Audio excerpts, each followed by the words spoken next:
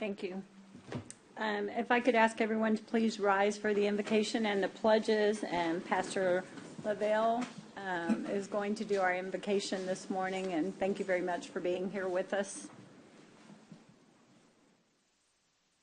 Well, thank you so much, Judge. Thank you very much. Let us pray. Father, according to your word, as the Apostle Paul says, I exhort first of all that supplications, prayers, intercessions, and giving of thanks be made for all men, for kings and all who are in authority, that we may lead a quiet and peaceable life in all godliness and reverence. For this is good and acceptable in the sight of God our Savior, who desires all men to be saved and to come to the knowledge of the truth. For there is one God and one mediator between God and man, the man Christ Jesus, who gave himself a ransom for all. Father, you have instructed us to pray for our leaders. Therefore, I ask that you would endow these servants with wisdom and knowledge to do their job. I pray that you would help them to make good and godly decisions and give them not only physical support and our voices, but give them spiritual support. Cause them to know you in those ways that only those who spend time with you would know. We ask you to bless them with good ideas, novel ideas, practical solutions. We ask that you would always bless the work of their hands. I ask further that you would bless our county judge and all the commissioners. Bless every one of them. And Lord, cause them to know that there are those of us who are praying for them and asking you to lead and guide them. Give them comfort and the assurance that you will never leave them, nor will you forsake them. And it is in Christ Jesus' name that I pray and thank you. Amen. Amen. And I failed to mention he is with the Corpus Christi Christian Fellowship Church. So, I pledge allegiance to the flag of the United States of America and to the republic for which it stands, one nation, under God, indivisible, with liberty and justice for all. Honor the Texas flag. I pledge allegiance to thee, Texas, one state, under God, one and indivisible. thank you, and please be seated. It is August the 21st, and we are at 901 Leopard in the Nueces County Commissioners Courtroom. It is 9:07, and we have all commissioners present, so I will call this meeting to order. Do we have any announcements of disclosures of conflicts of interest? If you don't at this time, you can always mention it at the time the item is pulled up. Item E, adopt the following resolutions, proclamations, and orders. And number one, in recognition of August 26, 2024 as Women's Equality Day in honor of the League of Women Voters of Corpus Christi and in celebration of the 104th anniversary of women's right to vote. And Peyton is going to read that resolution for us. Whereas Carrie Chapman Catt founded the League of Women Voters, a nonpartisan organization 104 years ago in 1920 during the convention of the National American Women's Suffrage Association. The convention was just held 6 months before the 19th Amendment to the U.S. Constitution was ratified and certified, giving American women the right to vote after a century struggle. In 1945, the League of Women Voters Corpus Christi area was formed with Dorothy Green serving as its first president. And whereas, from the beginning of its existence, the League of Women Voters have been an activist grassroots organization whose leaders believe that citizens should actively participate in governance, advocacy, and voting.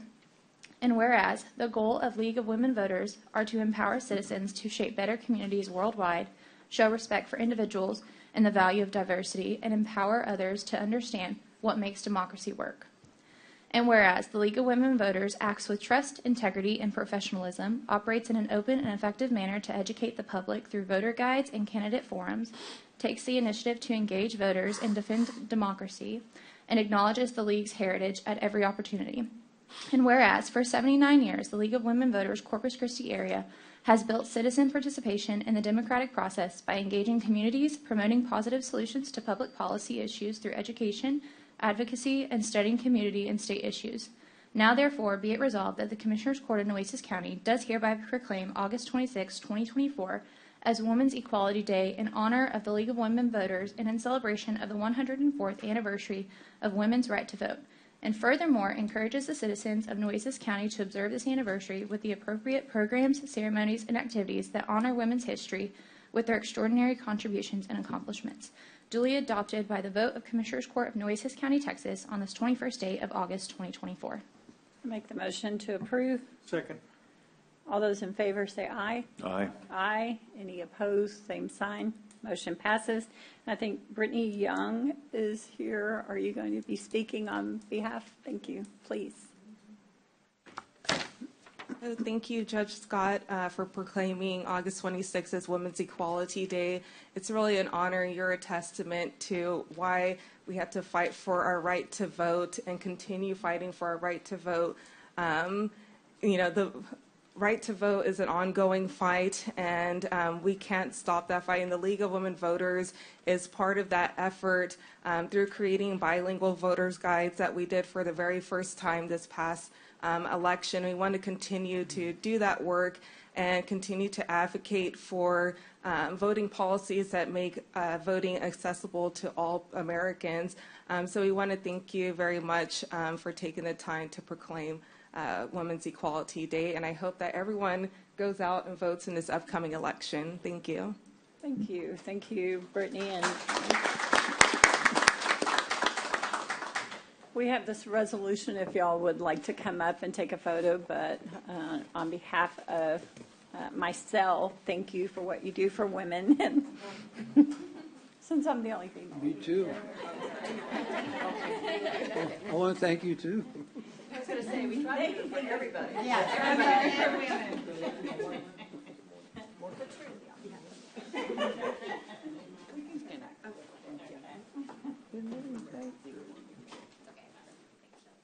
Okay, we're going to take a couple. Okay. Yes. But we'll only charge you for one. Ready? 1, 2,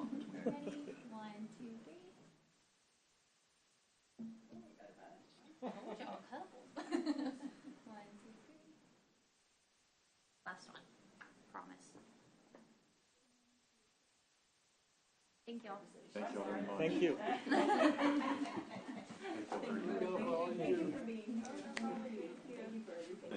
Thank you, ladies. Thank you for attending. Thank you for presenting. Thank you. Everybody remember to vote. Yes.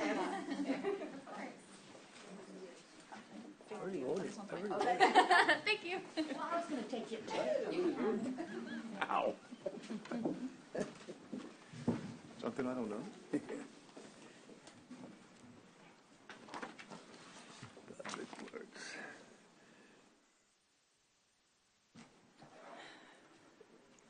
Moving on to F, public comment, and we did not have anyone sign up for public comment. Judge, put it down since JJ's not here. I'm just wanting to make one announcement. Okay, sure. Sign him up. Sign me up. I'd like to make one announcement, and JJ is not here with veterans. I'd like to go ahead and invite everybody to join us at Bishop, Texas, on August the 27th. We'll be having a ceremony at Amistad Veterans Memorial Park, honoring all our veterans, and especially those veterans that from World War I, World War II, Korea, Vietnam, and that's a storm. So we're having a special ceremony. The veterans bands will be out there. We'll have maybe 5 or 6 RV medical units out there that people can, while they're there, can go get your shots or get whatever they want to get, to provide services. So we'd like to invite everybody. We're also working on the flyover. Hopefully, it looks like it's going to happen. So it's going to be a special event. And it's on August the 27th at 10 a.m. in Bishop, Texas, at the Amistad Veterans Memorial Park. So we invite you, and hope to see you there. Thank you. Thank you.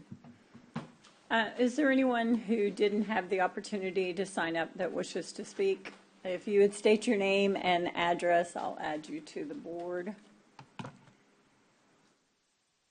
Thank you, Judge. The clipboard had been picked up before I That's fine. was able to sign up. I appreciate you letting me do this. I'm Janice Shue, live at 3714 Topeka Street, and I would just like, again, to request the commissioners and the judge consider restoring full funding to Nueces County Department of Social Services to fully restore the funding for staff, for the full staff that unfortunately were eliminated, 12 positions, including a director and clerks and social workers and case managers, so that they can continue to do the work of serving Nueces County residents and helping hundreds of individuals, our most vulnerable populations, with basic need assistance that is so critically needed right now with our given economic times.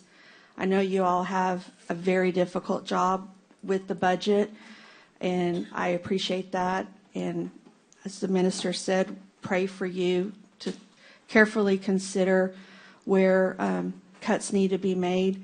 I know a decision was already made to close the department September 30th, but I believe, like the minister said, we can always do what's right. It's never too late to do what's right. We can always pray about it. And I just ask that you all consider that.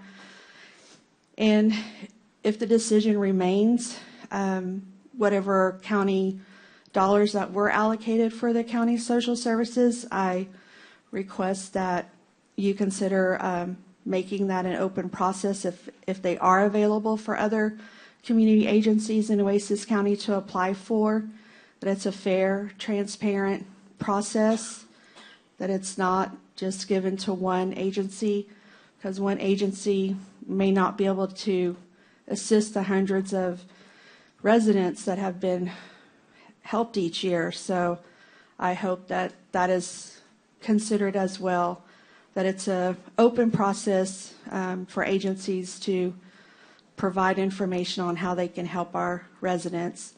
And I just thank you again for letting me speak today. Thank you, Judge. Moving on to item G, board appointments. Item number 1, Nueces County Beach Management Advisory Committee. We had one resignation and we have one new applicant, Michelle Lorette. Judge, I would move appointment of Michelle Lorette to the Nueces County Beach Management Advisory Committee. We have a motion and a second. Is there any other discussion? All those in favor say aye. Aye. Aye. Any opposed, same sign. The motion passes. Moving on to the consent agenda. Are there any items in the consent agenda a commissioner would like further discussion on, would like to pull for further discussion? I'd like to pull L. L.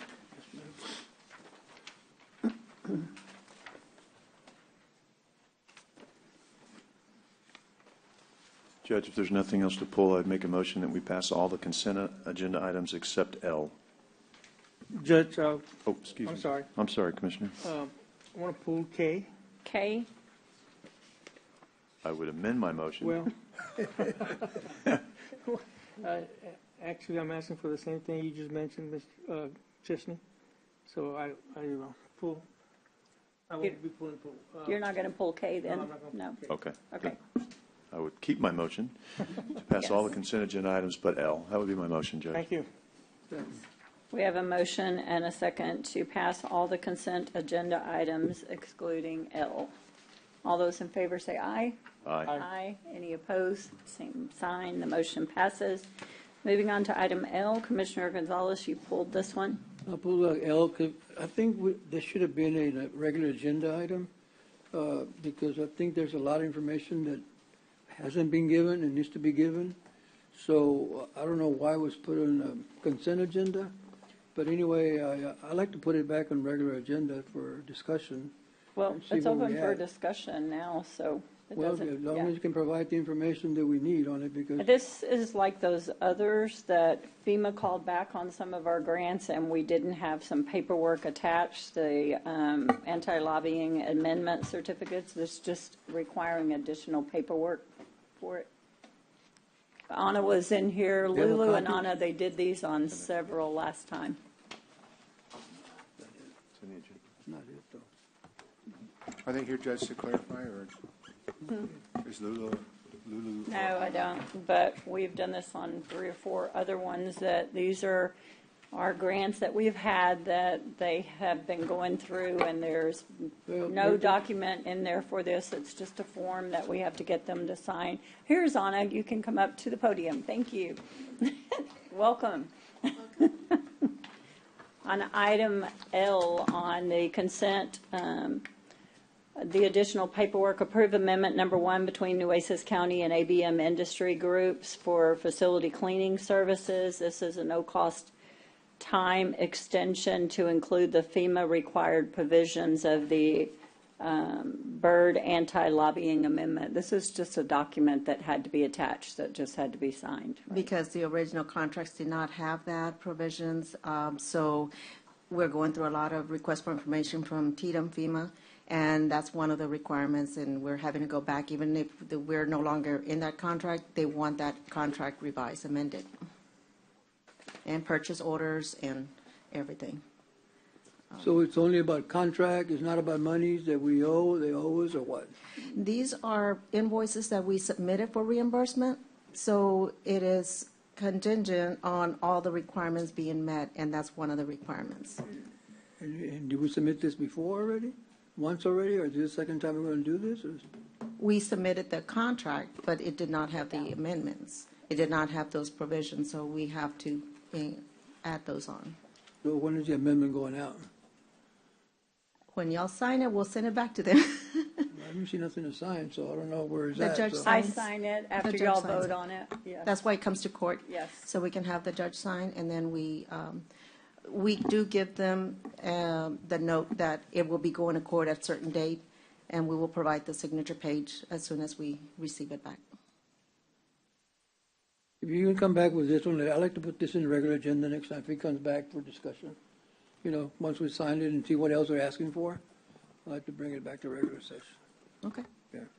And so, Anna, there's no cost, No. no time extension, just a formality, basically? It's a formality, yes, Okay. because they didn't have 2 CFRs, there was a signature page missing, or, you know, all the conditions that FEMA requires for federal grants. Okay, thank you. Okay, so I'll move it, go ahead and pass. Pass. I'll second that motion. Any other discussion? All those in favor say aye. Aye. Aye. Any opposed, same sign. The motion passes. On the regular agenda, 3A1, we are to receive an update on tentative Nueces County legislative agenda. And Joel Romo and Patricia Shipton are both here. And they do an excellent job for us. Let me just begin by that. Thank you for both being here as well. Well, good morning, Judge and Commissioners. Thank y'all for letting us come visit with you. You know, we've had a little bit of an interim, not much. We've been super busy in the Capitol. Before we start with the legislative agenda, I thought I would just give you a brief legislative landscape for the context of it. We've gone through some pretty contentious primary races in the Texas legislature, both in the House and the Senate, much less so in the Senate. The House, currently a Republican majority with 86 Republicans, 64 Democrats, but that's about average, or that's what it's been for the last couple of sessions. However, we had 16 incumbent legislators resign or retire, and in addition to that, another 16 who either lost their primary challenge or their runoffs. And so we will at a minimum have 32 new legislators in the House, which is not unprecedented, but it's bumping up there to a pretty bigger turnover than usual. So new faces, new attitudes, new agendas. The other thing that is kind of different and keeping us kind of on our toes is that one of those that faced a pretty significant Republican primary challenge was the Speaker of the House. Narrowly made it back. He also faces some opposition within his House, and so his speakership is not a foregone conclusion. He has 2 announced candidates who have already announced their challenge. There are other names rumored out there. And so we anticipate that that too will change kind of the landscape and the harmony that we're hoping for in the House. I don't think it will be a very harmonious House. They will take a while to get themselves structured and ready. I think the biggest challenge that we will face next session is the unprecedented, and this is unprecedented, strife between the House and the Senate. And so that there is a tremendous amount of tension between those 2 houses. The Lieutenant Governor, Governor, Attorney General, and former President Trump all engaged in these primary races. They made them very contentious, spent a lot of money and a lot of endorsement effort in going after some of these incumbent members. So all of that is going to set the stage for, I think, a difficult session. Some of the big issues that the state will face that they have outlined as a priority are school choice and vouchers, public school finance reform, utility regulation or grid stability, artificial intelligence issues, the responsibility of regulation, consumer protections, securing the Texas-Mexico border, continuing property tax reductions, and then maintaining election security. So all of those are big issues that the legislature has faced that candidates have said they want to prioritize. We hope to fit in our legislative agenda for Nueces County in some of those issues. And so Joel and I have been working with different departments, some of y'all, to outline some of those priorities. And I'm going to hand it over to Joel to kind of go through those. Yes, good morning. So thank y'all for having us. As Patricia mentioned. Can you speak into the microphone? Okay, sorry about that. Thank you. All right, so good morning. Thank you for having us, Judge and Commissioners. As Patricia mentioned, we've got, it's been a very busy interim. Gone are the days where the interims were quiet and you could hear the crickets in the Capitol. Now it's constantly meetings, interim hearings, and so we've had the opportunity to be there on behalf of your needs. What you have in front of you is a legislative agenda that some of these items will look familiar, some are new. We did visit with some of you that we've reached out to, that we were able to have conversations with, and some of your departments. We also, based on some of the intel we've gathered from the Association of Counties and other groups, we were able to modify some of these requests, the legislative agenda. So, it is a working document. It is important. I think the timing is important, as Patricia mentioned. Given the lay of the changes in the Texas House, new chairman, we don't know what it's going to look like. The earlier we can get some more legislative requests through the legislative process and drafted, the better that puts us in a position. We have been working closely with our legislative delegation, Chairman Hunter, Senator Hinojosa, Senator LaMantia, and the surrounding colleagues. So the draft legislative agenda you have before you, we did prioritize some things. Again, some of these items will look familiar. We're here today to kind of lay this out for you, however you would like to approach this. If you have questions or if you want us to go through, we want to be respectful of your time. So we also, we don't want to go line by line, but if they want to go by categories, we're happy to do this.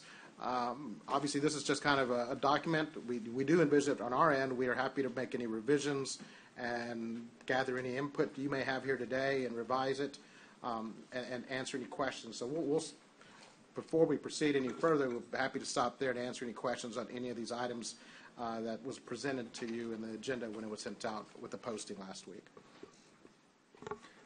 I'm going to hold till the end. I'd like to hear maybe an overview, maybe not everything specific, unless the rest of the court wants to go through each item, but I'll wait to the end. Joel. Sure.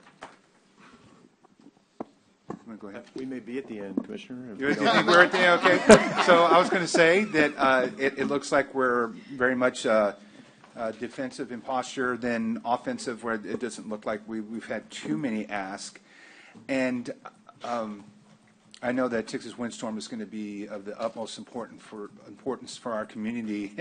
And in this day and age in politics, and especially Austin politics, legislative politics, It's hard to find true cross-sectional bipartisan support, but this is one of them, right?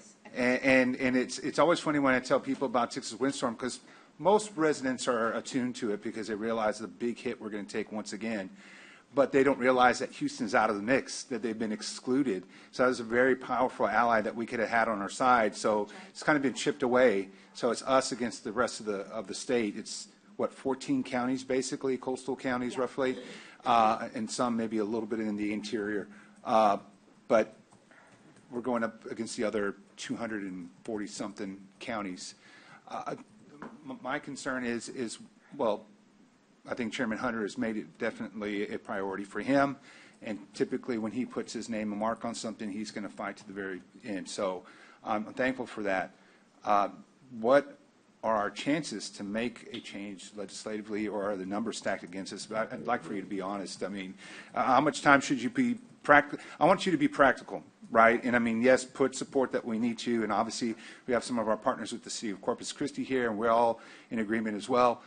But I mean, do you see this something that we can actually fight and win? So we have staved off a TWIA rate increase for the last 2 attempts or 3 attempts that TWIA has put that forth. So that is to our credit. I do think that we will have to take this to the legislature, and it will be a legislative decision. It's not a foregone conclusion at TWIA. Chairman Hunter was successful in pushing the Texas Department of Insurance to hold regional meetings on the TWIA issue to hear from the public. And so I think those are to be scheduled in the coming months. Chairman Hunter is pushing hard to have this become a legislative decision. I think that an unknown factor that we haven't been able to fully assess, Chairman Hunter is going to hold a hearing on the Panhandle wildfires that occurred last spring. Was that right? Anyway, but what occurred in the Panhandle brought home the need for these regional natural disasters and some entity to help mitigate those. And so what was often said in some of those early hearings on the Panhandle wildfire is, why don't we have an entity like a TWIA to help handle those? That's going to help us in a way to point to the needs of these are natural disasters and something that are outside the norm of regular insurance coverages. But it also is going to maybe expand the conversation and make it more difficult for people. So we've just got to assess that and kind of take it all in context. I do think we have to fight hard. I think we have some great allies in the Senate, in Senator Mays Middleton, which we haven't always had those great allies in the Senate other than Senator Hinojosa and Senator Lamantia. But even though Houston is not part of this fight, that Galveston region carries some weight. And so I think we will get there. I think it's worth the fight is what I'm saying, I think. And if I can add, Yes, we did attend the Galveston TWIA hearing on behalf of the county, and there was momentum there from the area. Not all the coastal communities even came stronger in presence, but at the hearing that Chairman Hunter had this past Friday at the Capitol, a lot of the lawmakers on his committee from the Panhandle or North Texas, their eyes became wide open on the issue of TWIA and how unfair it is. So I think there's colleagues who are going to be helping him get this issue resolved. And as Patricia mentioned, it's going to be it may look a little different. It may not be TWIA. It may be a bunch of casualty issues. So we do foresee some changes, and we feel, I think the efforts to put our support there are valid, and there will be some significant changes. I think, in the area of natural disasters, what is starting to happen is for people from different parts of the state saying, there but for the grace of God, go I. And so it's no longer just a coastal issue. It's becoming more apparent whether it's flooding damages or hurricanes or wildfire disasters. Hailstorms. Exactly, yes. Exactly. Everybody's so there is a little more sympathy in that because people are experiencing their own natural disasters. Maybe not to the extent of a hurricane, perhaps, but they are recognizing it. And theirs are, more often than not, theirs are more frequent than the hurricanes on the coast. That's right. And yes, We know so our season. the costs are, yes. Right. comparative. And to piggyback on windstorm, there's going to be significant efforts and focus on emergency preparedness, emergency management this session. Given the Hurricane Beryl and others, I think Nueces County, from what we observed, was very well prepared, and fortunately was not impacted as significantly as Galveston. But overall, there's been a lot of discussion, a lot of hearings also already on preparedness, power, et cetera. So we do see emergency management being another one of those high-level issues important to monitor, and we're already been engaged with some of the lawmakers on those potential hearings coming up. And we should have done this at the beginning, but I know y'all are modest public servants, but if you could just name drop for us what your background is, who you worked for before you became working for Nueces County in our lobbying efforts. Patricia, you want to start off? Sure. I've been at the Capitol a very long time. I started as a very young staffer, worked my way through with various experience in different committee work, had been in a very large law firm as a researcher and a very junior lobbyist when Governor Perry asked me to come serve as his legislative director. I was one of 6 senior staff members on Governor Perry's first 2 terms or first 2 sessions, rather. First female, first Latina, first non-legislator to ever hold those positions. Kind of proud of that. And then I left the governor's office, went and started my own lobby practice and did that representing various clients. When then Speaker Joe Strauss asked me to come in and be a senior advisor, kind of manage his legislative affairs and his office, and then was chief of staff to Speaker Strauss till he retired, and then have been back in private practice representing y'all and a few other clients. Can you date us and tell us when you started in the legislature? Oh, my gosh. All right. I don't care. I'm okay. I started as an 18-year-old in 1981. Wow, Just that's awesome. making sure. We Yeah. crossed paths for a little bit there. Yes, we did. I'm now- sure and now I'm sure I'm everybody way can- older. So Everybody can do the math and figure it yeah, I'm out. way older. It's okay. I'm all right. Just short of retirement age. Joel also, I mean, you. Sure. So actually, yes, Commissioner Chesney and I also crossed paths at the building back when you still use Xerox copy machines. But, I started my first day. I joke with all my friends and colleagues is my first day at the Capitol was the day they solved school finance as a sergeant, and here we are. We're still working on it. They passed a lottery act that day when I was on the House floor as a sergeant, and it was kind of interesting to say, oh, this is going to solve school finance, and here we are. But then I worked for Representative Dan Kubiak for about 8 years. Was a chief of staff and worked on budgetary issues in higher education and just numerous issues. Then I went to work for a representative from the local area here, Representative Velma Luna. I was her chief of staff. Left to lobby for 2 years, and then she needed a chief of staff. I needed some more time, so I came back in the House for a few more years and helped her on appropriations, and then left to go lobby for the American Heart Association for about 10 years, and then hung my own shingle out in 2015. Have had numerous clients since then, and have been working on with behalf of Nueces County and other, such as the Cooper Clinic out of Dallas, and American Heart, American Diabetes are still current clients as well. And so, but I also was, probably 11 when I started at the Capitol. So. Good answer. And so the reason for asking this is to stress a point of importance that the last couple of sessions, at least, that there's been a mindset that government-paid lobbying efforts should be eliminated, right? And I think that there should be an internal debate, argument locally as far as how much should be put into that effort. But the thing is that Nueces County has quality. We have, some experts that have been able to open a lot of doors for us and be on our behalf when we can't be in Austin. And it's not practical to be in Austin all the time for us to travel and the cost included in that and to be there all the time. Now, we do make a lot of efforts, and we're one of only a handful of counties in this state that has a former legislator who is a part of that court and actually is the judge. So Judge Scott makes a big difference with colleagues that she has to be there, but with you all being there as well, that helps us push our agenda when we can't always be there. We've all been called up. We all go on those special days, Coastal Bend Day, all the other days that we have that are up there.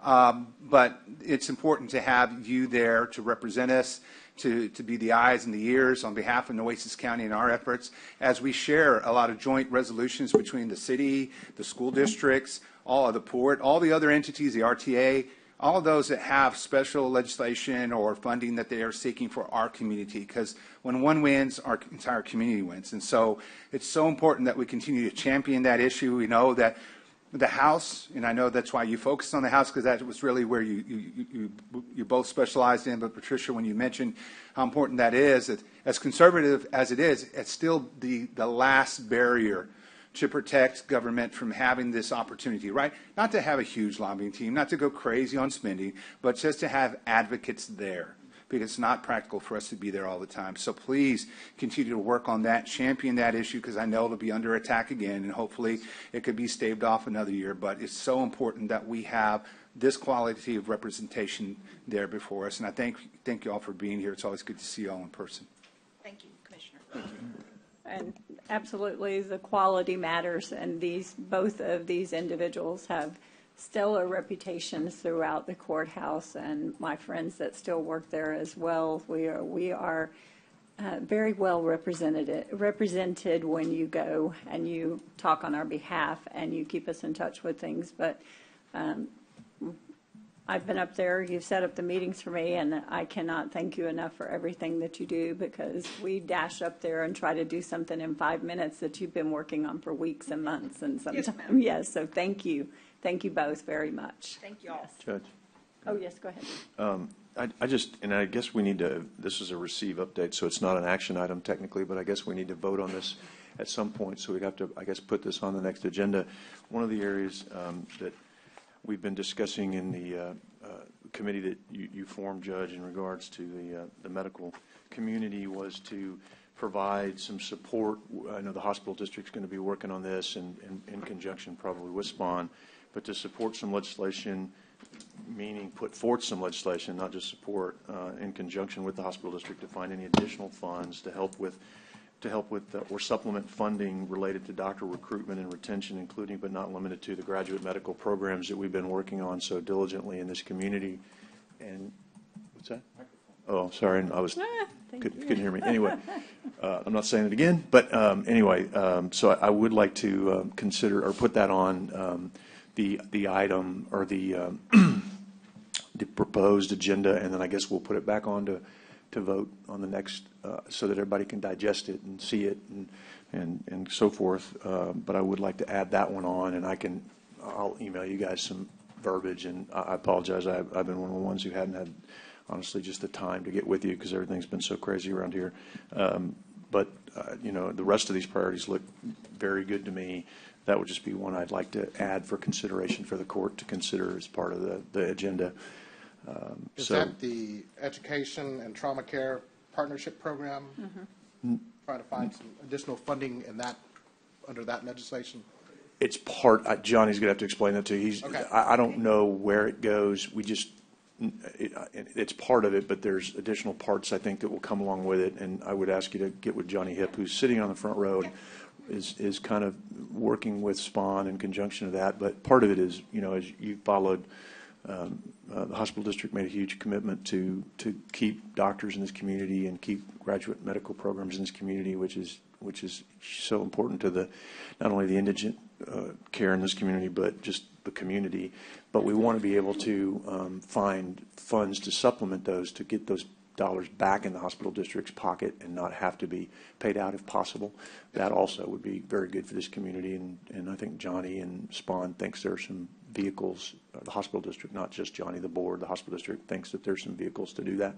But I think it would require some legislation, and I'd just like to put that on for consideration. And the judge and Commissioner Matas have spoken about how great you are and stroked your egos and all that. Hopefully you feel good leaving here, because we wouldn't keep hiring you if we didn't think that. So I concur with what they said. I won't repeat it, not because I don't believe it. I concur because I agree and enjoyed the time that we worked together as colleagues in the Capitol, and I really do know y'all do a great job and appreciate your hard work. So thank you for that. And hopefully we won't get too beat up.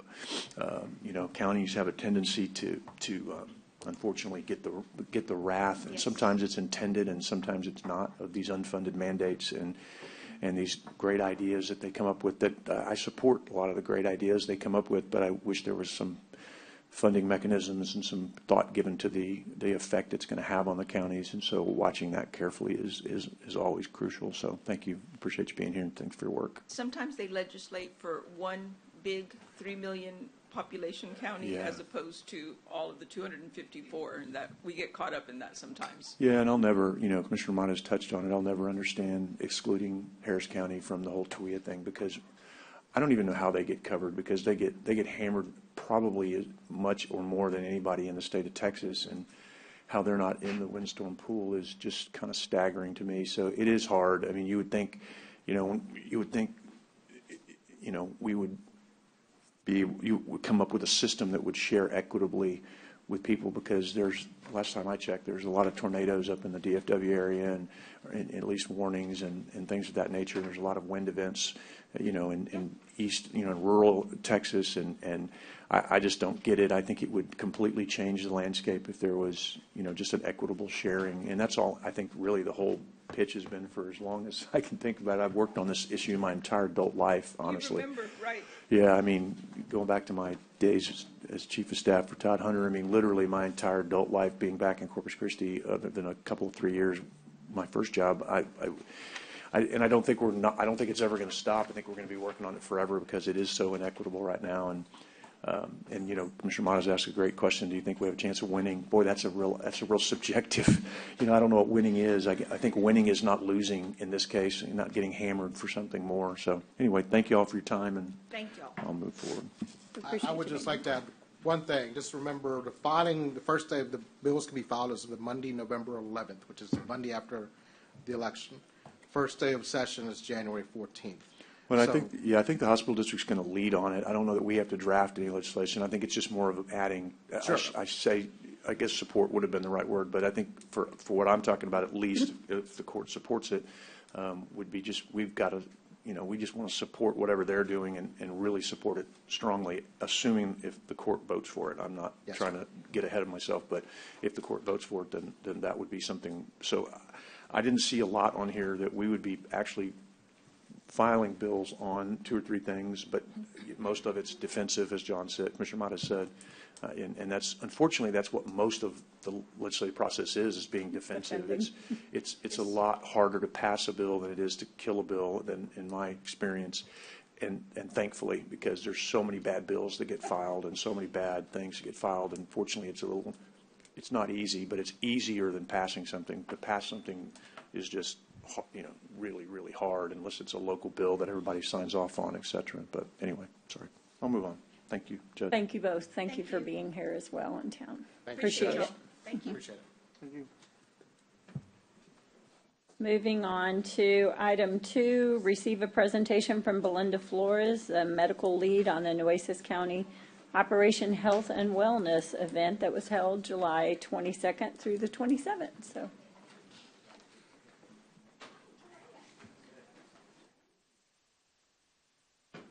Good morning, Judge. Good morning, Commissioners. Thank you for allowing us this time. We did want to share and recognize our local partners and the county for great work that we did this year. This is called Nueces County Operation Health and Wellness, and it's, if you'll move on, can I do my own slides? Or? You can just tell her. Okay, can you forward? Thanks. That's a big ask, Bill. We don't let the, we don't I'm let like, I need people a just, clicker. Can somebody give me a clicker? So a little bit of history about Operation Health and Wellness. It started back in 2021, and it was called an IRT, the Innovative Readiness Training, and it was a partnership between the United States Department of Defense, Texas A&M University Colonias program brought it to Nueces County, and Nueces County partnered with the military and the local partners to make this mission happen. And so what it is, it's a 2-week clinic, or it started as a 2-week clinic. Of course, the preparation was months and months, but the clinic was 2-week clinic to provide services to anybody that walked in the door. So the mission consisted of medical, civil affairs, engineering, and cybersecurity. The other parts of this mission were being done at the same time as our clinic was, but I'm going to focus on the Operation Health and Wellness is what we did. So with the clinic, we provided medical, dental, behavioral health, vision, and veterinary services. And we had, for the four years, the first year we had 5 sites throughout the county. The next year we had 4 sites. The following year, 4 sites. And this year, the military did not have funding to do Operation Health and Wellness. Even though they were going to be here, they didn't have funding to come and help with this mission. So we had a meeting. Commissioner Gonzalez approached us and said, I'd like for this to continue. And let's see if the partners can do it. So our local partners, we all met and got together and made it happen. It was a week long normally, and so for the week that we had medical, vision, behavioral health, and veterinary services. We try to get dental, but the military normally brings about 30 to 40 dentists. To get 30 to 40 dentists in our community is very difficult to volunteer. And so that was one area that we're going to look into for future years to come. But it was very successful. You want to move on to the next slide? And so it was 6 days, 3 sites. We had 379 patients that we served. When the military was here, we had 658 last year. So this year, and it was 2 weeks, and for this year, it was a week, and we had 379 patients. We were able to provide over 1,700 services. We made referrals to, and different resources to resources in our community that many times people don't even know about. And then, of course, the pets. Pets have become part of our family. For anyone that has a pet, you know that we take very good care of our pets. So we had over 1,000 pets that people brought, families brought, and over 3,000 services that we provided for the pets. Next slide. So, one more. Thank you. So our locations were West Oso Junior High. Very grateful to West Oso for always being a partner. The Calderon building in Robstown, which that beautiful clinic really helped with.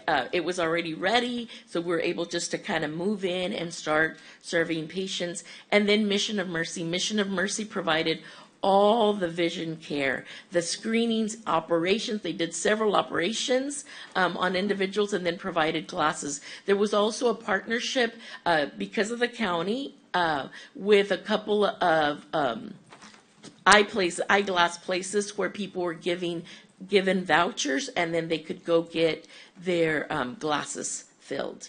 Next slide, please. So services, just to give you an idea, for medical services, we did routine visits, we did acute visits, physicals, behavioral health, and women exams. These are the vital signs that we did as well: blood pressure, BMIs, A1Cs, and cholesterol. The vision, like I said, we provided eye exams, glasses, reading glasses, and then the vouchers. And then others, immunizations, prescriptions, South Texas Family Planning and the Texas A&M Pharmacy School help provide prescriptions as well as Methodist Health Ministries when there was several patients that couldn't afford their prescriptions and we didn't have the medications there, so they covered those costs. So everything was done at no cost. Driscoll Health Plan came and gave backpacks to kids, and then, well, there are the pets. Next slide. So again, this is just by site, another breakdown. I won't go through it, but it just shows the 1,727 services that we provided. Next slide. The different zip codes. Most of the patients came from the 78380, Robstown 78415, 78416, and 78410 are where the majority of patients that were cared for, those are the areas. Next slide. A couple of success stories. Medications were provided at no cost, so no one left when they were seen for something acute, they were treated. And then, so that was great for the patients because it was many times many of our patients go to the ER because they couldn't afford their medication. So here we provided the entire service from caring for the medications, and then follow-up. One of the follow-up care stories that I want to share is one that Dr. Loika saw, and she saw several patients, and then she was going to work on Saturday at Amistad there in Robstown, and so they were going to follow up with her. So not only she treated these patients, and then they were going to follow up with them. South Texas Family Planning, same thing. We had patients that needed to be followed up, and they were following up on the patients. So patients weren't just seen and said, oh, well, good luck with whatever you have, No, they were assigned to one of our FQHCs, to South Texas Family Planning. We were able to provide clinic cards to those that need it, that could qualify, and so they could have follow-up care. I was in Robstown one of the days that I was there, and Dr. Loika had called an ambulance because one of the patients was needing to be transferred to the hospital. So that as well. And then one story that stuck with me at Westoso was this grandmother that brought her teenage granddaughter, and with a teenage granddaughter that had a really bad skin condition, acne, and the girl had all her hair on her face, and she just didn't talk much. She just kind of nodded and stuff, and the grandmother said, she needed care, but the beauty of it that she was able to be cared her skin condition. She was given medication. They treated her. And then since we had somebody there to talk to her, a counselor sat and talked to her. So believe it or not, when she left, she just said, thank you. And she hadn't said a word to us before. So that was really, really nice. And MHID was going to continue to visit with this young woman. Next slide. So again, cost savings. This is just from what the military had done last time. They said X amount of patients, 600 and some patients for X amount of dollars. I divided to see what amount that would be per patient, divided to the patients that we saw for medical, vision, and veterinary services, and it was a total of about, on average, $376,000. And the patient satisfaction, obviously priceless, because the people that we saw are people that didn't have insurance and didn't have somewhere to go, but now they had been referred to a clinic for follow-up care. Next slide. Next slide.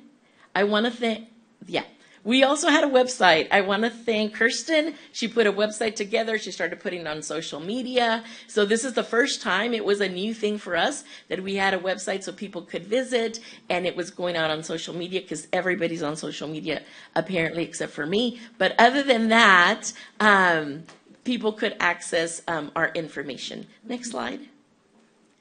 Here are partners. There's lots of them. Next slide. And so again, Commissioner Gonzalez always says it takes a village. Yep, it took a village, but it was a great success. Next slide. Thank you so much. Just a few pictures from our operation. I do want to recognize, where did he go? Oh, Jose Luis. He's with Texas A&M Colonias program as well, just to finish our presentation. Thank you. Thank you. Good morning, Judge, Commissioner, my name is Jose Luis Gutierrez, the Regional Director for the Colonias Program, and I come in here for one specific reason. I want to commend each and every partner that is here, because this is my 22nd IRT mission that I've been able to work with, and I have never seen anywhere other than Nueces County how a great partnership with all the partners that came in, institutions, nonprofits, hospitals, doctors, all the agencies that came in did such a fabulous job, and not just once, but they've been doing it now for 4 years. I've never seen this anywhere else before, and I think it's important that they be commended. And so this is their 1 minute of fame, that if you're one of the partners that did part of this project, can you please stand up just to be recognized? Yes. Unconditional commitment from these people. They did a fabulous job. They worked really, really hard together. I have never seen this anywhere else before, so I think that it's important. I got certificates for them that we will give them outside. But, Judge, I got one for you all for the county. Thank you. For the recognition that you all have done. But I also want to make sure that I recognize one thing that you all have done that's been great. You guys can sit. Jose, That the excuse me, Jose, Yes, sir. you can call the certificates out if you want to You here. want to help me with that? You don't have to go outside. Well, what I want to do is, what you all have done is also amazing, because the information and data that you all have collected over the years You all are now responding to the needs and demands of people. The Calderon building, that you've created a medical facility. And the same thing happened in Webb County, that they had the same situation. They built one medical facility in an area that's 45 miles from the city of Laredo. But then recently they just received like $4 million to build a 12,000 square foot facility to provide medical services for people in the area. So what we've also noticed in these missions is that these people that are coming in only come and see the doctor once a year, and that's when they're here with you all. And what you all are doing is providing medical services where it is hard to get medical services out to the community. So I just want to thank you and commend you all. So Bill, where are you? You want to go forward? Sure. You read them out and I'll give it to him. Okay. So the Nueces County Hospital District, Texas A&M Kingsville, the Pharmacy School, the RTA, West Oso ISD, if y'all want to come, Voices of the Colonias, Nueces County Animal Services, Gulf Coast Humane Society, Edgar and Ivy's Cat Sanctuary, Veterinary Treatment Facility, Mission of Mercy, South Coastal AHEC, yay, my office, Amistad Community Health Center, Corpus Christi Metro Health Ministries, Driscoll Health Plan, Texas A&M College of Nursing and Health Sciences, Methodist Healthcare Ministries, Texas A&M University Coastal Bend Health Education Center, South Texas Family Planning, Nueces Center for Mental Health and Intellectual Disabilities, Christus Spawn Hospital, Physicians Premier ER. And also I want to thank the City of Corpus Christi, Nueces County Health Department, because they provided all the iPads and information, the IT information. So really grateful for that. Thank you, Dr. Khan. Yeah, Thank you, everyone. Thank you. Hey, Sandra, is that one for the judge there? Yes. Should they have it? Yeah. Yes.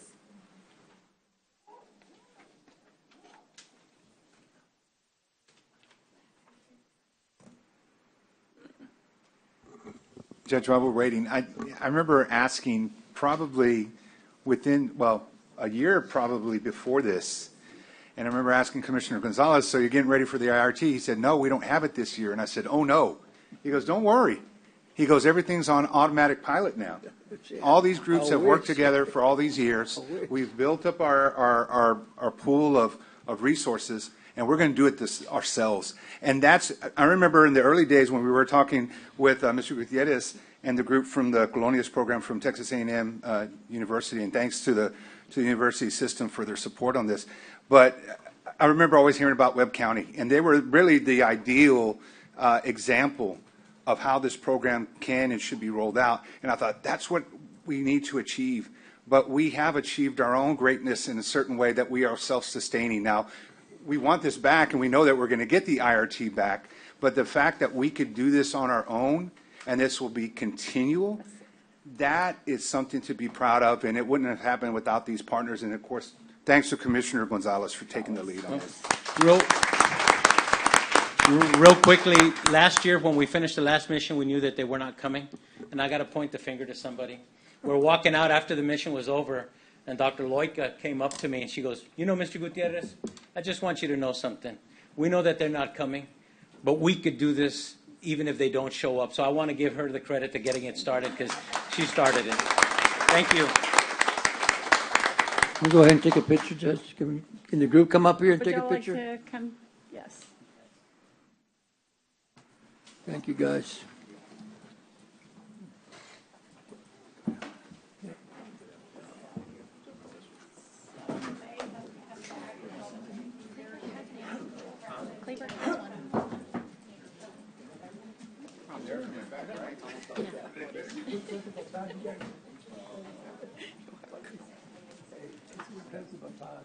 You don't have to, Joe, whatever, that stuff.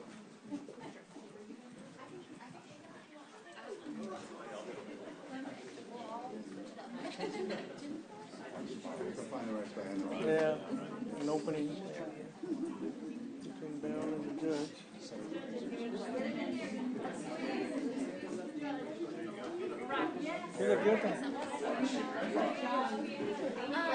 we grab a couple people who are down here, and can y'all go up there? That way we can squeeze y'all all in the same picture. A few people will go upstairs. Sorry. You're going to fight. They're going to be on it. Well, that's asking a lot.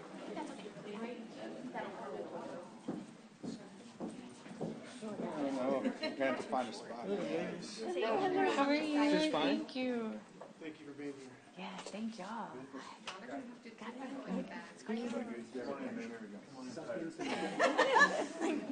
I'll stand on a chair. I know. I'm sorry. Can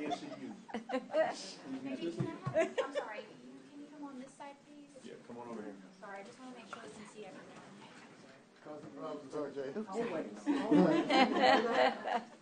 Right, man. Thank you, sir. You get there and I'll get behind you. Thank you, sir. There we go. Can you see RJ? Yes. 1, 2, 3.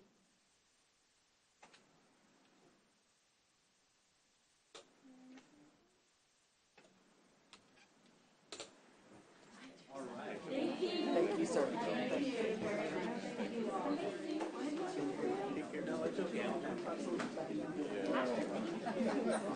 Thank you very much. Thank you very much.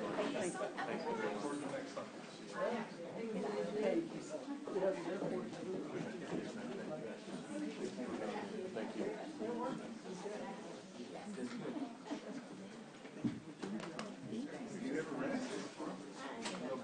My mom says I'll descansar en la tumba.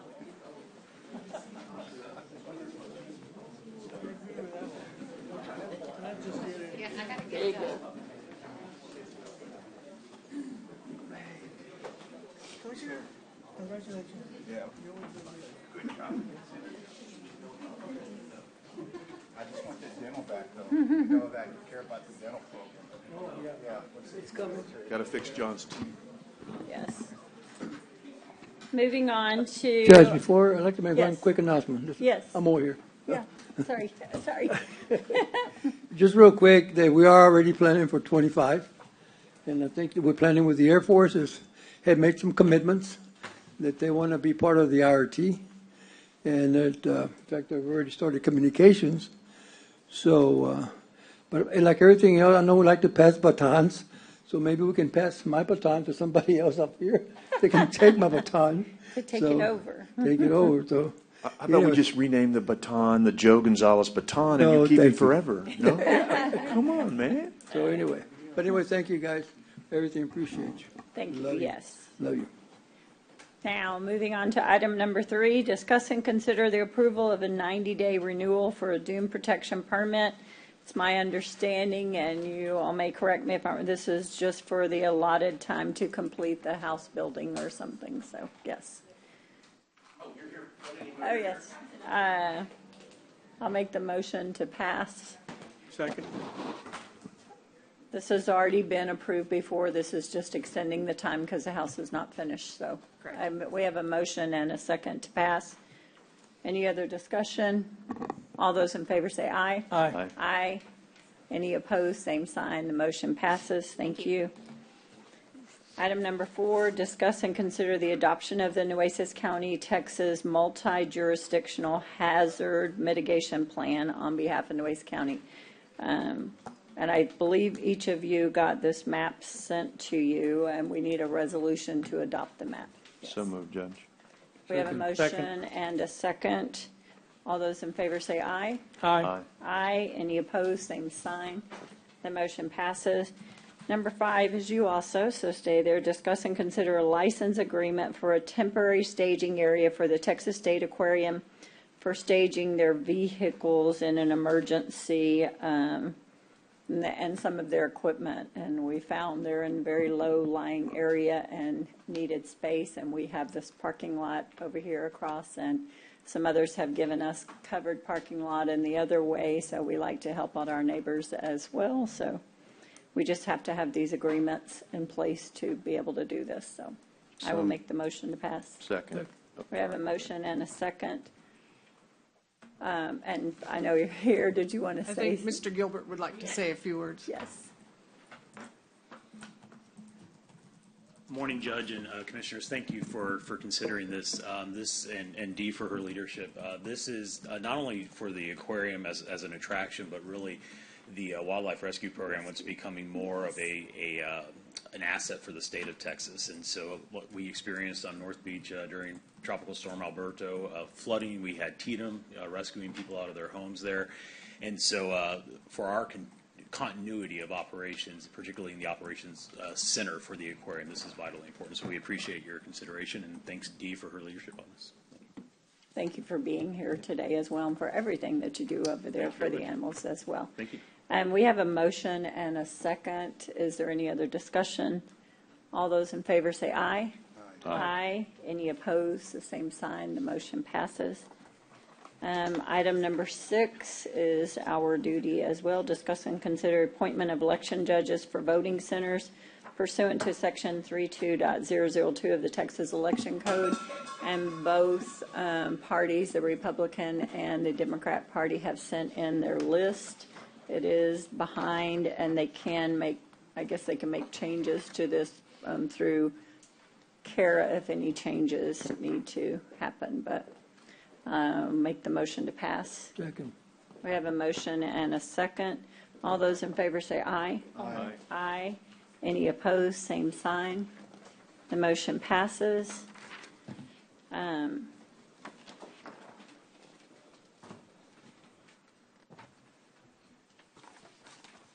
The auditor, can we pull up F1? I know Mr. Hipp is here and he needs to get back to some business. If he could, can we do ours first? The discuss and consider setting the proposal for the 2024 tax rate for Nueces County Farm to Market. Can we just do the hospital district so he can get out and we Yes, can we come can. back Yes, to it? yes. Would that be okay? Yes, we can. Yes.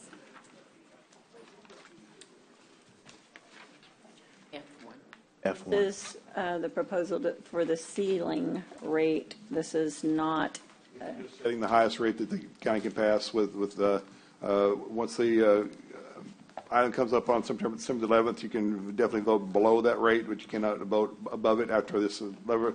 So working with Johnny, working the balance through what his problems are. He did mention in his presentation he'll probably be using a lot lower rate than what we're going to be proposing, but he asked me to recommend using the voter approved rate at .097012. Just to be clear, this is not us voting on the rate. This is just keeping our options open moving forward while we're looking. This requires a record vote as well, so. Question? Yes. Mm-hmm. You indicated at the presentation that you anticipated the no new tax rate being proposed as your final rate. Is that still your anticipation? That's correct, Commissioner. We're suggesting, and it's suggested to Dale, a use of the voter-approved tax rate as a cautionary measure. We do this every year, and every year we've asked you to adopt that rate. We've always come back at the effective tax rate. And so that's what we intend to do, Commissioners, as I stated the other day. But the days between now and when the court approves the tax rate and the budget are what I refer to as days of innovation. And so things could come along that we didn't anticipate that were new and unknown to us along the way. So the voter-approved tax rate would be, I think, a good cautionary measure, but I don't foresee anything at this point that would suggest that the district would need to do any more than the no new revenue tax rate. Does this just get a record vote, or do we have to have a motion and a second? It's a motion and a second to take a record vote. I'll make the motion to approve for the hospital district. It's just proposing the rate, not adopting the rate. Just proposing the rate. This is not adopting the rate. So, yes. Since this rate is above, the no new revenue taxes will require publishing and public hearings. Yes, but you're not anticipating that. This is only allowing discussion for it moving forward and not limiting or hindering your opportunity if so need find. Yes, so I made the motion. Commissioner Mata seconded. Your motion needs to state the rate. Oh, I don't have it in front of me, do I? 097012. .097012 is my motion to set the rate for the hospital district. I made the motion. Commissioner Mata seconded it. Commissioner Hernandez, how do you vote? I propose that we state this, no new tax rate. Into the microphone, please. The no new tax rate. And to be clear, this is only proposing. This is not the tax rate, setting the tax rate yet. This is just allowing us all to go in and work on our budgets, and it doesn't hinder them from being able to utilize it, so. Yeah, then let's go into budget and let's see what we get. So are you voting yes? Yes. Yes, okay, thank you, I'm sorry, I misunderstood. Commissioner Gonzalez? Yes. Yes. Commissioner Chesney? Abstain. He was the second on the motion, so yes. Yeah. It's like I assumed he was fine. Yes, so we will come back to the rest of this later on. I was just trying to get Mr. Hipp out. He has some other business he needs to attend to so that he didn't have to sit here and wait, so. Commissioners, thank you all. Look forward to coming back to you all to present the district's budget when you all take final action. Thank you. Thank you. Thank you, Johnny. Item number 7, discuss and consider approving the application process to nominate up to 5 qualified candidates to be listed on the ballot for the 5 positions to be filled on the Appraisal District Board of Directors for the term beginning in January. So we've had an election this past year that gives us 3 members. So right now we have 12 members. That is going to go down as of January with this cycle. So I've had a meeting with the appraisal district. I've talked to Jenny, our county attorney. I've talked to Kevin Kieschnick, and this is the process. We will have directors moving forward. There are 5 directors throughout the county that will be placed, but there are only 5. It is not one entity going to nominate anymore. There will be 5 names. Each of us, the entities, the voting entities can all produce, this year since it's going to be 5, can all have 5 names on the board. We have to go out for applicants, people that want to be here and to serve on this board. After we receive these names back, we get our names, we turn them into the appraisal district, and they then compile the list of all the voting entities that sent the names in. They will make a list. Once we get the list back from them, we will have the opportunity to cast our votes. And if you will look in the backup, it shows Nueces County will have 700 votes. We can cast those votes 100% towards an individual, or we can do it selectively, so many votes per person if we want to, whatever. The candidates with the top 5 votes are the appointed directors. This would be the same challenge in the future if there's an opening on there. This would kind of go the same process, but there would only be 1. But for the upcoming appointments, 2 will serve for 1-year terms and 3 will serve for 3-year terms. I think I listed everything on there correctly, Jenny. Judge, what is the percentage that a person needs to get enough votes to get on? Because I guess you could. Because the reason I'm asking is because I've been told that it might be better for Nueces County because we don't have enough votes to split our votes and for sure get someone on. To split our votes and for sure get someone on. So I need some. Not today, but I need someone. I've read this, but I'm still not clear on.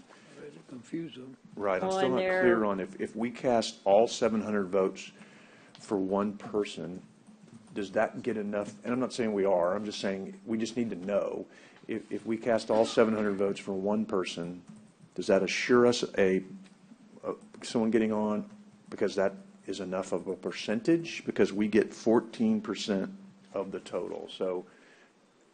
I didn't see that in this explanation, so I still think the court needs some clarity on that because we can certainly nominate up to 5 and then cast 100 here and 150 here, and but then we take a chance that we get nobody on, is what I've been told, but I'm not sure I'm right, and I didn't see it in the explanation. So I kind of need to know, not today, but I would kind of like to know before we start nominating people, what that The does for us. nomination process doesn't change. There are 5 I'm sorry, directors. before we start voting. Yes. My bad, before we start All voting. of this comes back afterwards when we get the list of names. I apologize It for that. will depend as well whether there's, how many names are, there may be a limited number of names on there as well. So I don't think know. this is all very new, and I'm I just think asking we're for going to later. figure it out Yeah. as we go. But you can count the total number of votes, and if you maybe, but it depends, they could cast their votes 100% for one person as well, so. They could. So someone with a smaller amount of votes with whatever's left over could possibly win because you've cast all your votes towards one person. So it's really kind of depends on what everybody else does. I don't know that you can get a figure that I don't answers either. your question. I don't Yeah. either. I just didn't know if there was a Yeah. minimum amount, or Yeah. if someone got 13%, they get in, or if they, I get, this is another one of these well-intended legislative changes that's a little goofy. So This was not well intended. Yeah. This was done deliberately. The filing with the I county mean, this judge was to begin with was bad. circumvent, Yes. And this was to hurt local government, and this is not well intended at all. This was intended for chaos, and that's what it's created, unfortunately. And we stand as the 3rd largest taxing entity in valuations to lose out and not have representation what we did before. Now, that's the argument we should have had a year and a half ago there in Austin, but it is what it is. I'll tell you, I know CCISD does this. They actually have like a tenth of a percentage point to vote in San Patricio County's appraisal district, and they've always had to vote this way.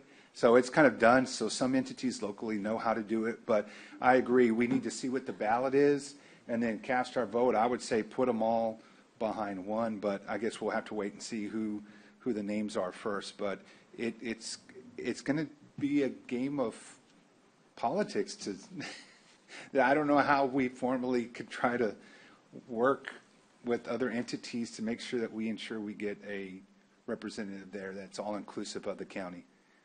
And we should be, of all those entities, we, of anyone, should have representation since all those boundaries fall within us. They're all portions, a partial part of ours area that we represent. So I'm really concerned. But I think that if everyone holds to their own votes, then we should still be able to get a person, representative. yes. if we And hold to our one vote, also hold to our that votes. changed you mean if we is, vote for, John, are you saying All chips in, all for one 700 person? votes in for one Okay. person. Yeah, I mean, to me, sounds like That's the only not way a to work for guarantee. sure. that's not a guarantee. But we also, that being said, No, it's not a guarantee, but I'm saying that's the Right, best. and it's still not a guarantee, but tax assessor collector Kevin Kieschnick is now a voting member of Right. that as well. So we have something as well. Good. Yes. Oh, that's good. Where before he was not a voting member. Good. Yes. that's Yeah. a big That's a win big for change, for the yes. county, for sure. Yeah. That helps. So I need a motion to approve the application process. So moved. Thank you. Commissioner Hernandez made the motion. I'll second that motion. Any other discussion? All those in favor say aye. Aye. Aye. Any opposed, same sign. Yeah, I'm going to abstain on this one. I don't know. I really don't it's not clear to me what we're doing. I mean, I really I don't know how many times. Well, that's the way the law set it up for this time, so yes. So we have one abstain, yes. Moving on to item 8, discuss and consider allocating the countywide American Rescue Plan Act, ARPA, unallocated funds in the amount of $138,971 for our this year's bill on the Metrocom 911 dispatch program, and we used ARPA funds previously for this. Lulu has been in here, and it is, Anna's here, and it is an allowable use of it, and it takes care of our debt for Metrocom for this year. Part of our increase, sorry, not our debt, let's be clear. It's a much larger amount, yes. So moved, Judge. Second. We have a motion and a second. All those in favor say aye. Aye. Aye. Any opposed, same sign. The motion passes. Moving on to item number 9, discuss and consider unallocating $13,100 from Precinct 2, Commissioner Gonzalez's funds as follows. The Nueces County Amistad Memorial Restoration Repairs, $5,000, and for the People Assisting Animal Control PAC for $8,100, and other related matters. Yeah, I don't know, we can include the 9,000 we had allocated for animal control, but we couldn't use it. They wouldn't allow us to use it, so that probably needs to be also reallocated back to. Make your motion, man. So I'd like to move that we add the $9,000 to it. Add the 9,000. Yeah, to reallocate it back to my balance. From animal services, or that? Yeah, animal services. So basically, you're just saying the ones on here plus the 9,000, Right. that's your motion? Yeah. That And it's clear, all Karen? going back to your funds? Right, back to Yes. the balance. Okay. I'd second the motion. Is that clear for the county clerk there? So, yeah, so it's 5,000. It's yeah, plus 9,000. What's on here plus 9,000. What's 5, 8,100, and 9, so it's 13,100 plus 9. Right. Okay. Got it. I seconded it. We have a motion and a second. All those in favor say aye. Aye. Aye. Any opposed, same sign. The motion passes. Item number 10, discuss and consider approving the award and execution of an ARPA-funded contractor agreement with DLF2 for Parker Pool Maintenance Repair Project in the amount of $531,909.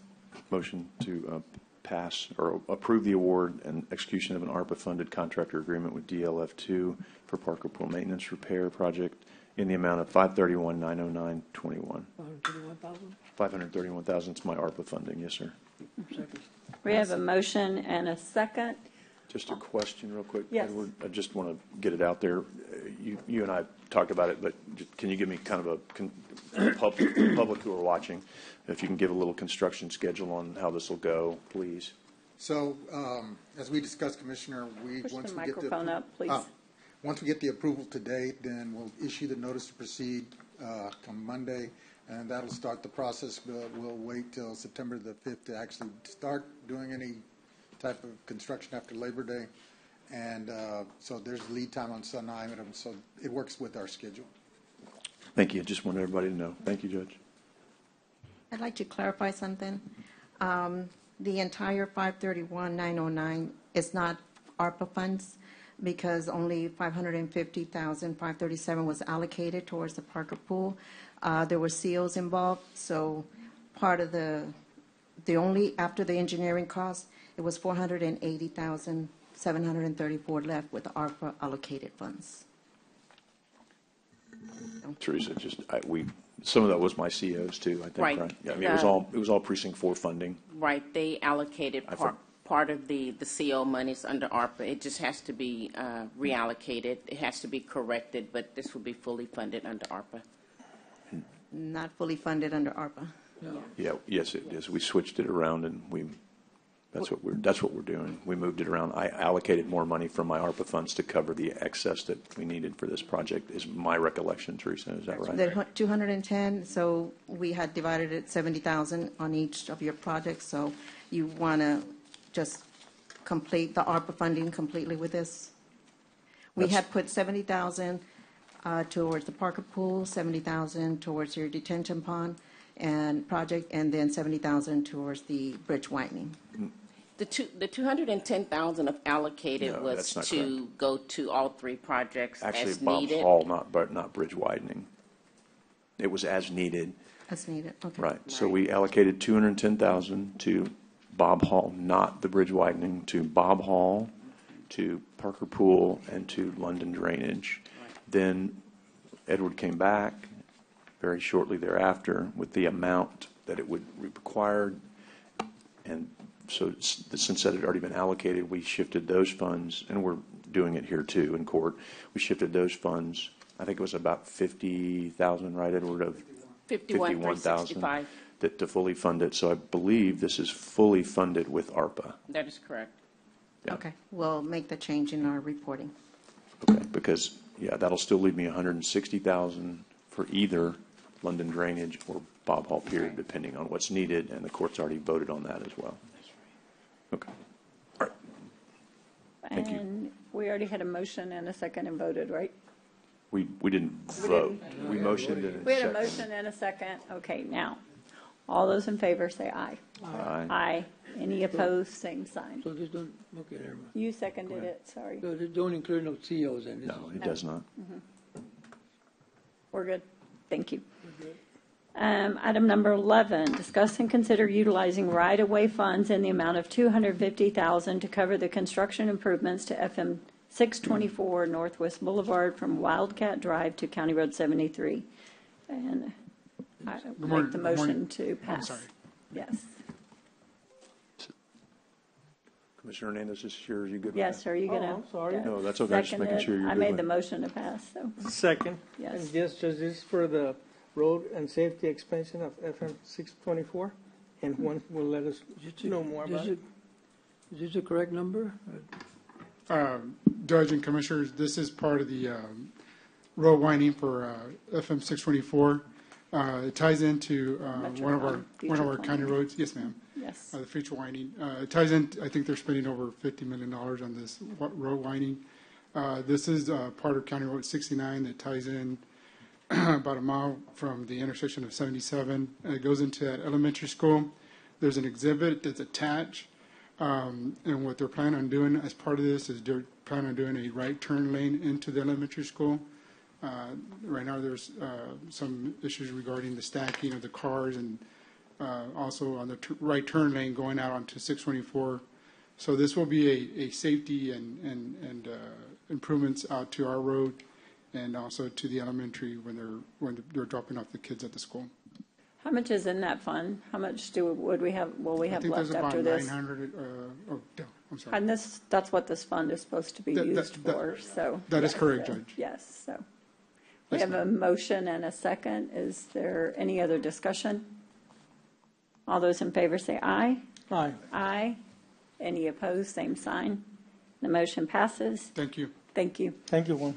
Item number 12, discuss and consider upcoming Commissioners Court meeting dates. And I saw one that we didn't have the public hearing September the 4th on our list that needs to be added. I think I've already talked to Tara, and she's going to include that, but we're required to have a public hearing September the 4th.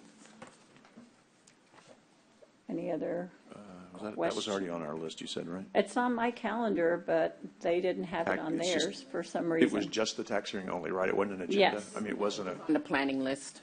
no, I'm saying, but it's just purely the tax hearing that day, not That's a correct. regular Yes, agenda. That's Okay. public hearing, yes. So if we need a motion to add it, I've got it on mine too, but I had it just as a tax hearing only. It wasn't on their list, so we should probably do a motion. Is a motion to add Commissioner Chesney? I'll second that. That's for tax hearing only? Yes. No other agenda? Okay. Yes, it Right. should be, yes. Okay. And 9 a.m. start is fine?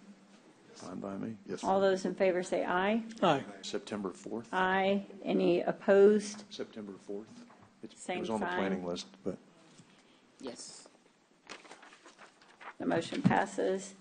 Moving on to item B1, the sheriff's, this is to ratify and approve modifications to interlocal agreements with the U.S. Marshal Service for the East Hidalgo Detention Center and Coastal Bend Detention Center. This is simply, they are increasing their mileage reimbursement, and this is, just goes through us. It doesn't cost the county anything. We do their payroll for them, and they have to have it come through court in order for us to make those changes. So I'll make the motion to pass. Second. We have a motion and a second. All those in favor say aye. Aye. Aye. Any opposed? Same sign. The motion passes. Moving on to C1, discuss and consider authorizing and approving the award and execution of an agreement with the Community Development Corporation of Brownsville for the administration of the Nueces County Colonia Self-Help Program. And do you want to cover that one? Yes, Judge, or who did you want? C1, is this yours, Commissioner? I thought Anna was maybe going to do this. Go ahead, Anna. Yes. Yes, we're happy to move this forward, and we're looking forward to it. This contract will help us get started and work on the Colonial Self-Help grant, we do have the representatives here with the CDCB that can give us, can answer any questions, and we're all looking forward to get it going. We still have till December 26, 2026, and so I'll let you, this is Leo Barrera. I think if you could just give us a little quick update of what all this, moving forward with this, what are the options for us? And there's so many things included with this that can help our people in our community. So can you just do something Yes, like that? the Colonial Self-Help is awarded through the Texas Department of TH, Housing and Community Affairs. Sorry, it's a long acronyms used to. We have, the court selected 5 colonias to be part of this. So it's basically to get benchmarks, and those are Cindy Park, the Ranch, Jaylin, Blue Bonnet, and Banquete. So, and he can speak if he wants to talk about it. Yes. Yeah. Okay. Would love to answer any questions, but I know just the highlights of the contract are it's enough to do 4 reconstructions in the colonias.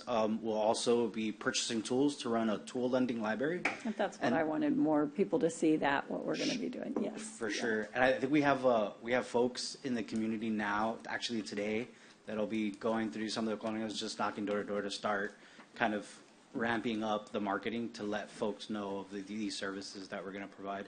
And then there's also technology classes that are part of the program as well. Thank you. So it'll be like a pop-up computer lab with laptops, and people can come and just learn different things. So we're looking forward to the opportunity to work in the county. Thank you. Of course. Thank you. How many people will you have here in Nueces County? How many people will you have, staff? Staff, right now we have 1. She just started. But we'll be looking to grow that as well. We also have some board representation here as well. So, but as programs expand and our services expand, we'll be looking to adding more staff. Very good. And then, of course, for all construction services, we use local folks. So we'll, approach. We're doing that now too, kind of ramping up our local subs, local GCs to get them involved. Very good. Very good. Thank you. Thank you. I just want to say thank you, because this will benefit all the people in the rural areas, right? Anybody? The colonias. Most of the colonias. What was the question? I'm sorry. This will benefit a lot of people in the colonias and the rural areas? Yes, it'll be primarily for the 5 colonias that were 5 colonias. identified. And then what happens is, like, in the future grant, let's say there's some different colonias you want to target in your precinct or district, you could change the colonia potentially for a future award. Thank you very much. Yes, sir. County Judge, may I address? Absolutely. Yes. I'm Judy Telge, and I'm local and have been for several years, and I'm on the board of CDCB. I helped organize an advisory committee locally. I'm very proud to be a part of that has helped CDCB enter into this area where they've been trying for a few years. And I'm very happy to say this is going to really help launch our efforts here in Nueces County, particularly for the colonias where so much help is needed and has not, as I understand it, been happening even though the money's available. We're also doing a project here in Corpus Christi and looking at both Claiborne County as well as Falfurrias for more affordable housing. And we're very happy to be here, and thank you so much for approving this, which I'm sure you will do. Thank you, Judy. So moved. Second. We have a motion and a second. Any other discussion? All those in favor, say aye. Aye. Aye. Any opposed, same sign. The motion passes, and thank you all for being here. Yes. Thank you. Moving on to item D, Public Works. Discuss and consider approving the award and execution of ARPA-funded contractor agreement with DLF for the Hilltop Community Center renovation in the amount of $9,285,000. And this is not only ARPA funded. Let me be clear. This says ARPA funded, so it's not solely ARPA. Yes. So thank you. Mr. Richter, you want to talk about this? I know we've gone round and round about this, but I think we're at the end and have a signed contract ready to move forward. We need to get this going. So Yes, ma'am. It has been a journey, but I think we're in a good place and appreciate the court's support and helping us get there. I'll just recap a little bit where we started. As you know, we started with some very ambitious plans and notions, and we've had to pare them back to meet the budgets and the available funds. Where we are right now, we've deleted pretty much all of the new construction portion of the original design, with the exception of the public restrooms and the new storage facility, which will replace a metal building that kind of needs to go away anyway. So that is new construction. The rest of the money is all in renovations of the existing wings. The existing entrance and foyer will be renovated and improved significantly to where it looks really nice, but it's basically the existing entrance and foyer. And the three northernmost wings, what we call A, B, and C, are going to be renovated consistent with the original design, meaning entirely, we're really torn back to bare structure and new air conditioning, new electrical, new finishes, new windows, new exterior envelope. So those three wings will be, very high performance, and it's essentially like new.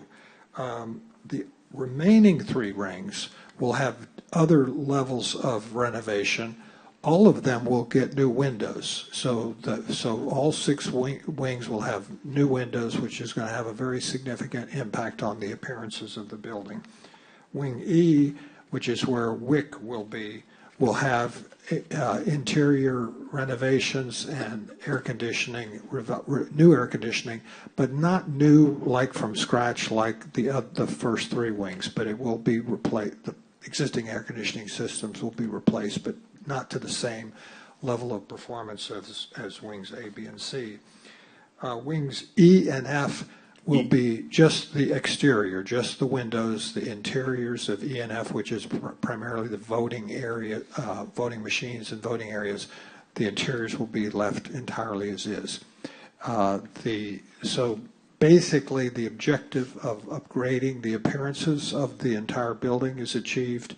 The objective of significantly redoing the majority of the square footages of the building is achieved within the available funds. Did you say D would have interior renovations, AC and windows? I thought I heard you say E, and then you said E and F. I'm just making sure I'm getting this right. I'm sorry. I may have misstated No, that. I may have heard wrong. D and F are interior are unchanged, but have D and F. Yeah, they're D as in dog and F as in Frank. Except for windows. Except for windows, and they all have new windows. Wing E is where WIC is going to be. That's the one that has interior renovations, upgrades to the air conditioning, and new windows. And that's where, So D and F are having windows and what else? That's it. Okay. But is D or F, which one is where our election equipment is? Sorry. Where's the election equipment? It's in D. Okay. And then F is where Elections voting are happens. voting. I think D is primarily storage.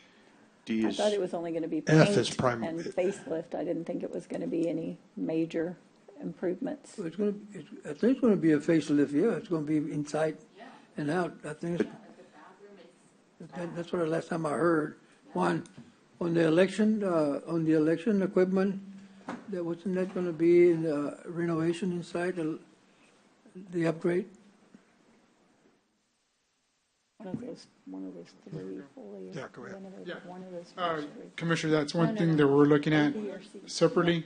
But I guess regarding the modifications, I think we were just doing the windows, right? On this one? They were just planning on doing the windows, Commissioner. I'm sorry? I think based on the new modifications, they were planning on just doing the windows. One what? For the space for elections. Elections? That's correct. We're doing one. What do you mean? I don't understand. In other words, when we were looking at it initially, prior to making these modifications, we were looking at it as a separate contract to make those modifications.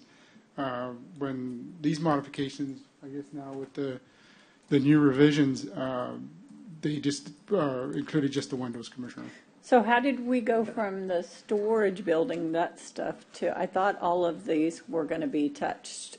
What's in the storage building? Why are we building a new storage building there? Well, Why actually, at not all. Why use not? that? Yeah. No one's called again from.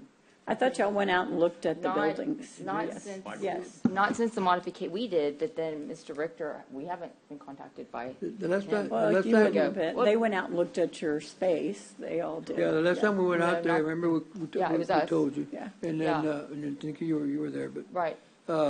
we, the inside of the elections was supposed to be actually kind of upgraded, you know, not renovated the whole yeah. thing, but upgraded as far as the floors, the windows, The restroom. and the restroom, Yeah. it's And the bad. ceiling tiles. The ceiling tiles are falling. Yeah, it's bad.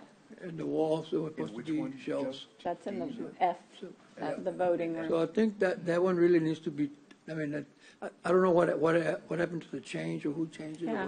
whatever. Well, my understanding was that the sort of the bottom line objective was to make the exteriors look consistent and improve as much of the interiors as we could. And we basically were able to achieve that with the exception of E and F. And D and F, thank you, sorry, Brian. I don't know why I keep thinking E and F. D and F, and those are basically exterior but not interior improvements. And it was my understanding that the county might pursue those improvements under separate funds, but there wasn't enough in this budget to get to do that. I know because they cut it, but I'm saying, but I thought that was going to be for other funds. Did we talk about some other funds that were supposed to actually upgrade the equipment? One was going to do those interior things on. I think we're looking at other funds, Commissioner, for that. I can't recollect which funds they were coming from, but I'll take a look at that, Commissioner. Yeah, but that one really needs to work. Yes, sir. The F, that one really for needs sure. Yes, sir. Yeah. But was the storage facility a part of the original thing? I don't remember the storage facility, and you said Yes, that changed. the storage. Yeah, the new building, the new storage. There's essentially it's a garage that they I saw the store metal building the on it. lawn equipment and maintenance, equipment, and the existing buildings are not really suitable for that, but that metal building that sits right in the middle of one of the courtyards is where that's provided. And we had in the original bid, a bid alternate to build a new garage and some new public restrooms. And that we rolled into the base bid of this new project, but none of the other new construction.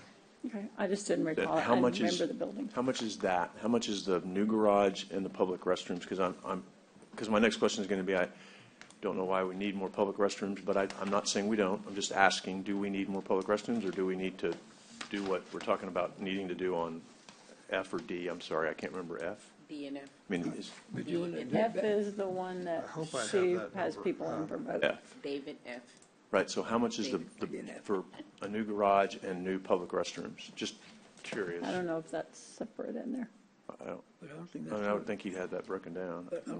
Yes, the 800,000.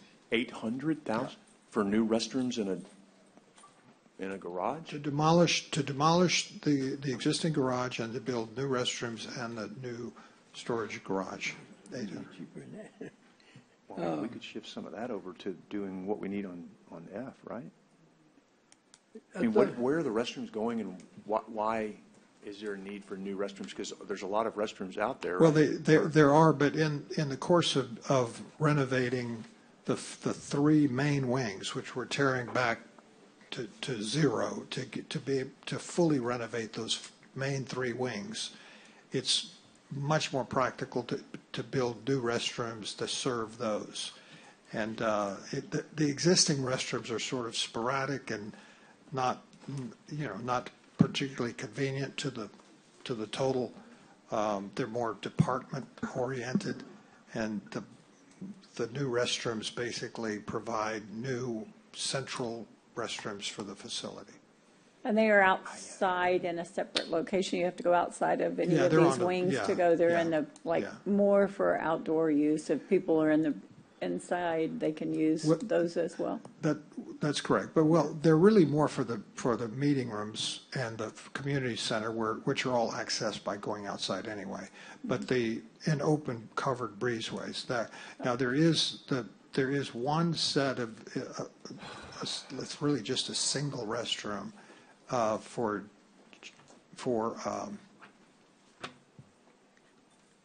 the administration. Because the administration wing now is inside of Wing A. Could do the drawing of this, maybe we could visualize it, because I don't know that I have it. I really I don't thought we know were going to do F, too. I thought that was, I don't know. because, I mean, I thought, that's when you went out there, and I thought y'all had it in there, and. I thought they were going to do all three of them, you know, but I guess They're doing we cut three, back. I guess. yeah. Well, but 800,000 for a garage and 2 new restrooms, that's a huge number. I just need to see why we need new restrooms out there. I need a visual. I just need a visual. Well, please. we have. Yeah, I'm sorry, I wasn't prepared to show that.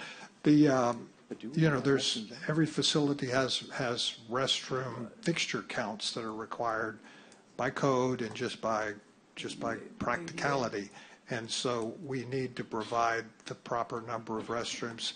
Some of them are associated with departments like WIC or like the administration, but a good many of them are associated with the community center and the meeting rooms associated with the community center.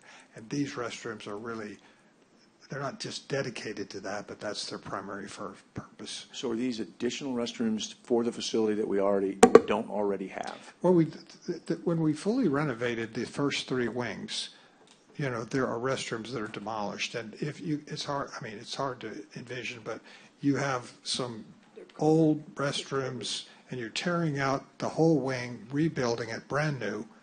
So you're putting those restrooms back. Yeah. So we're bringing back. These new restrooms that we don't currently have out there? Do we have 10 restrooms and we're going to 12 or 9? We're going to 11? I couldn't say, but I think our fixture count is very similar to what we have now.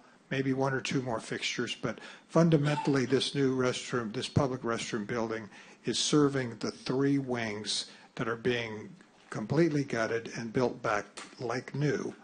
And it just was more practical because putting plumbing into the existing wing, it displaces other activities. And plus it was a much more significant redesign of the original design. When we presented the strategy for moving forward, we were going to try to keep the design intact for the three main wings, the 3 first wings. And these restrooms are sort of ancillary to that. Excuse me, Mr. Richter, are you talking about the restrooms that have been blocked off when they did the AD? There's some restrooms that people can't get to because they've been blocked off from the public. Are those the ones you're talking about? It's not any particular restrooms. I guess you could say it's the restrooms that serve wings A, B, and C. Because there are some restrooms that were in use, and then when they did some type of ADA work, I think they said it was too complicated to get to them. I think there may be 1 or 2 restrooms like that. Honestly, I can't speak to that with confidence because we haven't actually visited this topic for a while. This was something that was done back in the early part of the design. Well, I know there's about 2 of them that I've seen that are completely blocked off that people cannot use at all because what I understand, they said it was too complicated to get to doing the ADA work. I mean, But that's a good question, but that doesn't sound like this is what this is, Commissioner. This sounds like this is 2 new restrooms in a completely new building, right? 2 yes new, or no? 2 new restrooms. Right, this is a whole new structure, right? Is what you're describing today? It's a new structure for these restrooms. It's a new structure that essentially closes in the end between 2 wings, Right, it's a new structure. Connected to the 2 wings, or is it connected to So this is something that's them? not currently there that we're adding to restrooms, which 2 restrooms and the maintenance facility. Because honestly, if we were to take an existing portion of the building and renovate it to provide with the plumbing and air conditioning and tile and everything to provide, just new restrooms within existing wings, the cost would approach what this is. So, and F is the one, Kara, that you use for voting? For elections, yes. So, no, I mean, is this where people go to Yes. vote? It's where my staff. So which one are you, I'm, No, we're E. In your microphone, please. wait, you're, so I need help me out here. I need E the is, map. I need the I map. know, I wish we had a visual of this. This is what, Elections is E, that's where they vote. The other one is where you actually have your equipment. Correct. which is, what, E is the one that's getting interior renovations, AC, It would be F. but he said, I thought he Well, said that was, you're you F said that was then. Yeah. WIC. You said WIC was E. That's not Kara then. If I'm not mistaken, my notes say you My said notes WIC say is E. that's WIC is E. Okay, so Kara is D and F? correct. Elections and D voter and F. equipment, D So- and F. So we're, if I'm understanding this right, we're not renovating the area where people go to vote. Is that right? correct. Huh? That's correct. Okay, That's, so- that's correct. That's the one area that we get, that's where the one area that we use a lot. I don't make any sense. I mean, I know that's what you were trying to get done. Yeah, but, and I don't know, I mean, I don't know how much more they cut, but. No, but they you know, didn't when we cut went out there, anymore. It's we the didn't- same We number. didn't cut much when we went out there, but We didn't I'm cut just anything. saying on the other one, on the elections. I'm sorry, but it was my understanding and impression that the facilities used for voting were suitable for voting, and that was, it should just be maintained, and we were fixing the That one exterior. only needed the central air, that one actually only needed the central air and some windows or something, but. I mean, yes, that needed to be Yeah. fixed, but it's Right. the bathrooms, the Yeah. ceilings falling But in. It's wasn't a major, there awful. was just a kind of an upgrade. Yeah. So it shouldn't be that much for an upgrade. I mean, I don't know what are we looking at, but whatever it takes, I guess, is one, we got the hilltop going, so we need to do what we need to do. We got another $1 million somewhere. But you don't need $1 million. How much is it gonna take to do that? You went out there and looked at it. Oh, it's what you gave Yeah, us. it was just a few. What was the $100,000? kind of rough estimate one that you came up with? Remember we did a rough estimate on the, Commissioner, when we're looking at it, to do it was to 400,000. cover up the windows, to redo the ceiling tiles, take out the flooring. He's already okay. replacing the windows and Yeah, yes, everything, ma'am. he Yes, ma'am. said, That's the so- equipment. But That's the equipment. that's what we had looked at, Judge. Yeah. That's the equipment. You're probably, we're looking about under 100,000, Commissioner, is what we looked at. 200,000. Yes, ma'am. 100,000? Yeah, and how about upgrading the voting area where they vote? On that one, Commissioner, we didn't look at that one at that time. We had just looked at the storage for the equipment, for the voting, where the voting equipment was being stored. But we didn't look at that other one. So the voting area, it's okay except for the bathrooms and the, My understanding, Ceiling, paint, whatever, ceiling tiles. No, he said the voting area. You gotta go to the microphone, Two Edward, different you can't buildings. talk. We're talking about two different You're buildings. talking two different sections. Yeah. What Commissioner's talking about is that F wing, which is the last wing right there. No. Kara's section is the wing that's right there. That's her section. That's the middle section is the one where she stores her equipment and stuff. That's the one that needs the bathrooms and the flooring, the So painting that's, and all. that's That's D the and F. middle section. The middle, that's D or F? That's the middle. That's D or F? B, C, D. Okay, so D is where she stores She equipment? stores her equipment. And we know we also work out there. It's not just Yes. storing, no, we work out there. Store and work, okay. But then F is where they vote? F is where they vote, which is the last wing, which is the last one on the bottom. That one. the last one. That was renovated probably about 10 years ago. And the biggest problem we have there is we need to move the ACs off the roof onto the ground. Otherwise, the building has brand-new ADA bathrooms. It can be cut into two sections. But our biggest problem is the ACs need to be moved to the ground because they're perforated the roof, of course, but they've used their lifetime. So otherwise, that one is okay. And what was the amount we figured for you came up with something for the HCs on that one? What was it?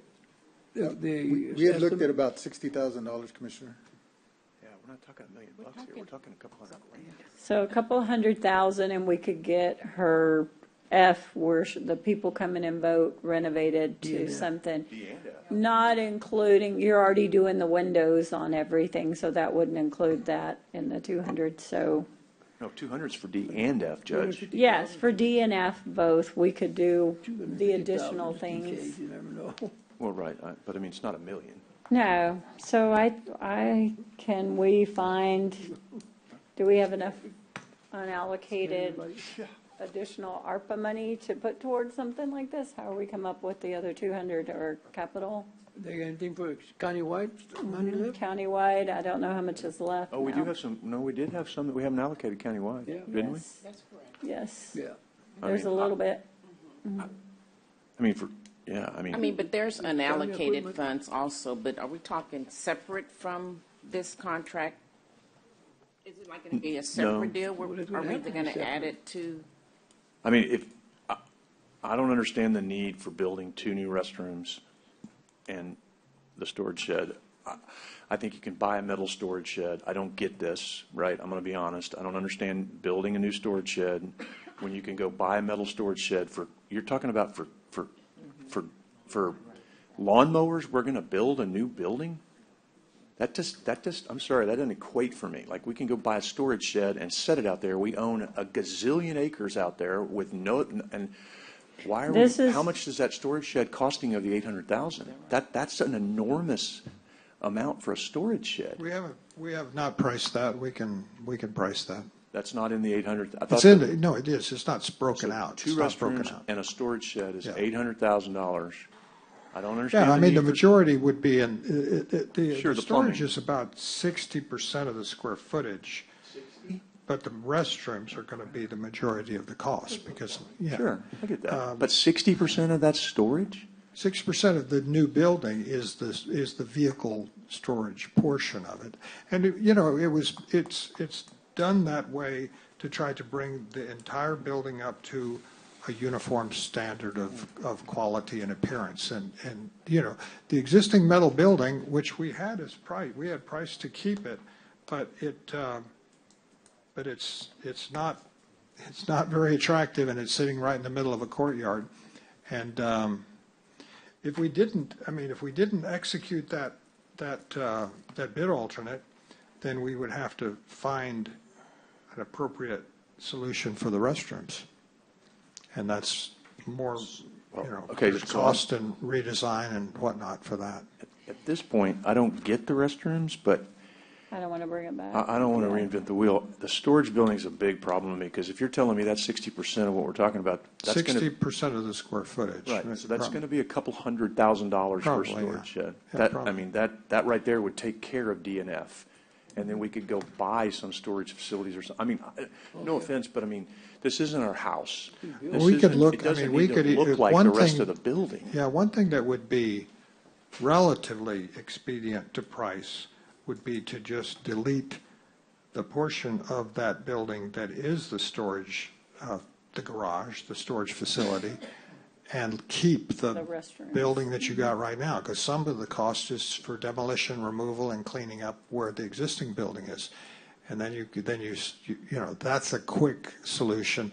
If we were to completely delete that building, it's very significant redesign because it involves plumbing and mechanical and everything. That was another reason that we felt like it was not prudent to delete that and then have to do redesign, probably spend more money to renovate the interior for new restrooms than to build them ground up new restrooms. And so, at some point you're just chasing, money that's not going to be there. Okay, so I'm off the restroom argument for the moment. I'm on the storage shed. So I'm asking, and I'll ask Commissioner Hernandez or whoever wants to jump in here, would it not be practical to just leave that storage shed alone for now and shift that money, which sounds like it's going to be $200,000 plus because you got demo in there too, and move that to DNF and take care of what's needed at DNF, and then we truly are touching that entire facility, and that is going to be a home run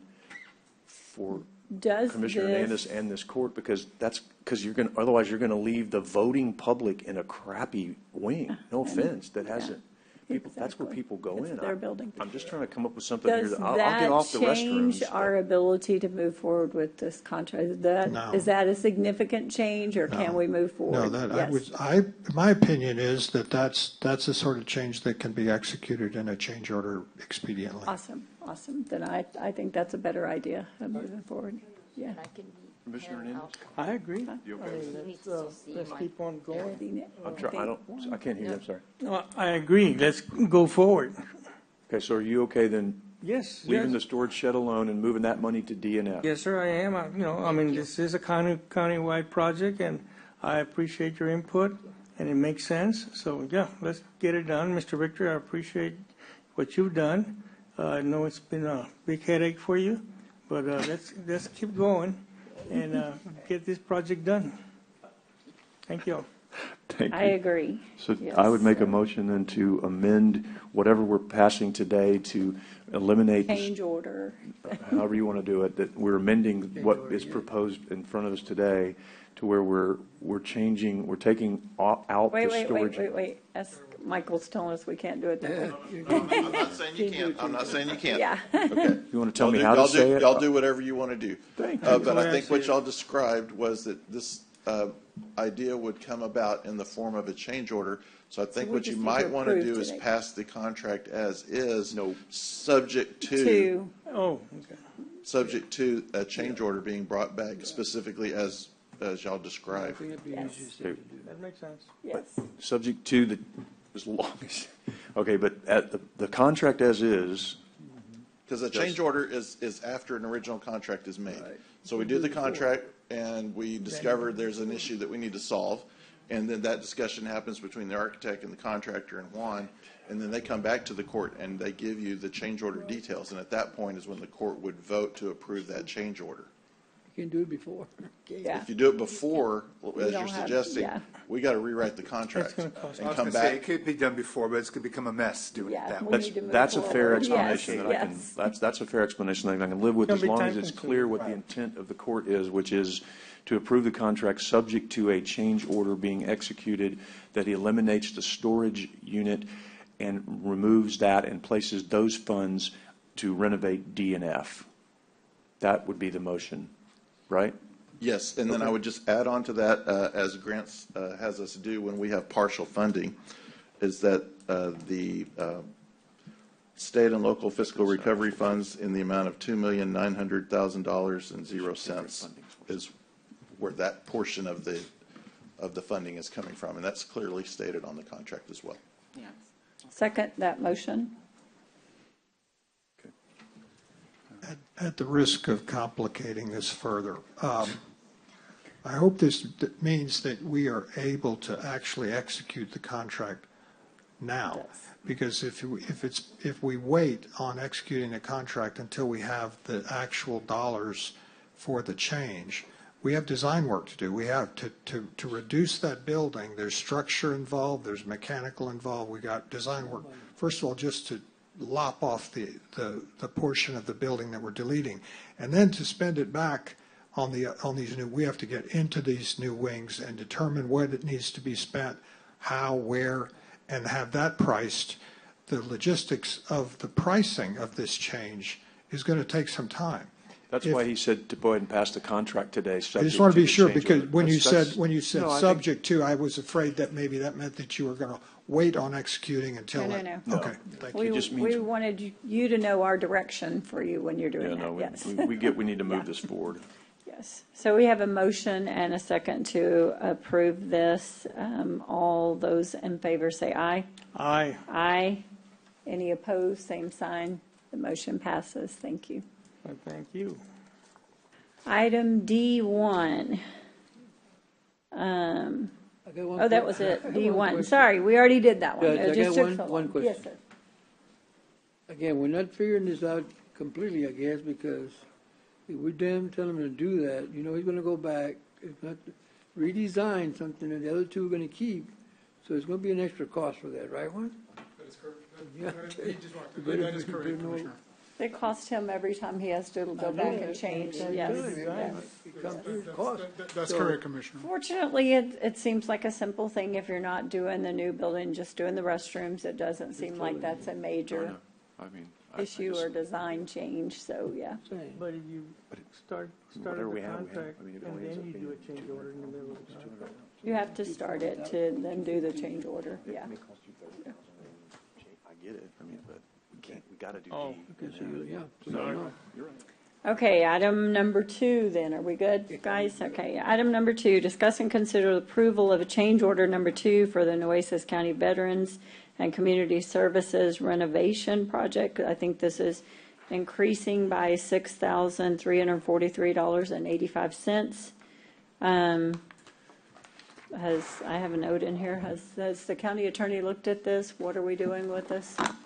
Well, we just need some clarification. I was told that the one attached was not the same as the one that was reviewed, or there's one that has not been reviewed by our office, and I was wondering if. Let's stress for right now, this is a good time to bring this up, that whatever y'all bring for our changes need to be the same thing that you turn into the county attorney's office that they say they have looked at. Let's make sure if anything changes in the process for every department, anything comes forward at the last minute, that it goes through that same process and you are presenting what has already been approved. So has this one done so, Juan? Is this different or is this something? Judge, I think we added here in the last, I think there were some minor modifications that Ken wanted on the change order. We did add that verbiage. We gave it to. Okay, so it just hasn't come back to us, but you've added what was requested. It was added. Okay, so. What was added then? Tell us what was added. I don't have it in front of me, but I know that there was some information that was added to the, I guess on the adjustment contract, but it's been taken care of. I know we. So this is already done. We have to pay for it anyway. You've already done this work, so That's it's correct. after the fact. That's correct. Yes. That's correct, Judge. That's already completed. The changes recommended by our office were only, I think, to keep it in compliance with the CFRs and things like that. So. That's what they did. That's what we would have. Okay. And the funds are still there. The available funds are still there. So, that's correct. Yes. Do I have a motion to approve? We have a motion. Second. And a second. All those in, or any other discussion? Sorry. All those in favor say aye. Aye. Aye. Any opposed, same sign. The motion passes. Item number 3, discuss and consider approval of amendment number 1 to the professional agreement between Nueces County and LBL Architects, DBA Shelter Planners of America for the Nueces County Animal Care Facility. This is a name change only, I understand. That's correct, Judge. Yes, so I'll make the motion to pass. Second discussion, Judge. Yes. So what does this do to our timeline, Juan or Michael, as far as moving this along? No, it won't slow it down. No hiccups? No, sir. No hiccups. Yes, The microphone. fortunately, the DBA remained the same, so we're still doing business with Shelter Planners of America on that side of the contract, so it does not slow us down. That was my biggest worry, is like, oh, There we're we going to have go to slow again. down again. So, all right, thank you. So we have a motion and a second. Any other discussion? All those in favor say aye. Aye. Thank you, Judge. Thank you, Any Commissioner. opposed, same sign. The motion passes. Thank you. Yes. Item number E1, purchasing. Discuss and consider conditional selection of Amistad Community Health Center for the Calderon Building Primary Care Services. And this is a lease agreement with them for them to utilize our building. Correct, yes, just a lease of space. Second.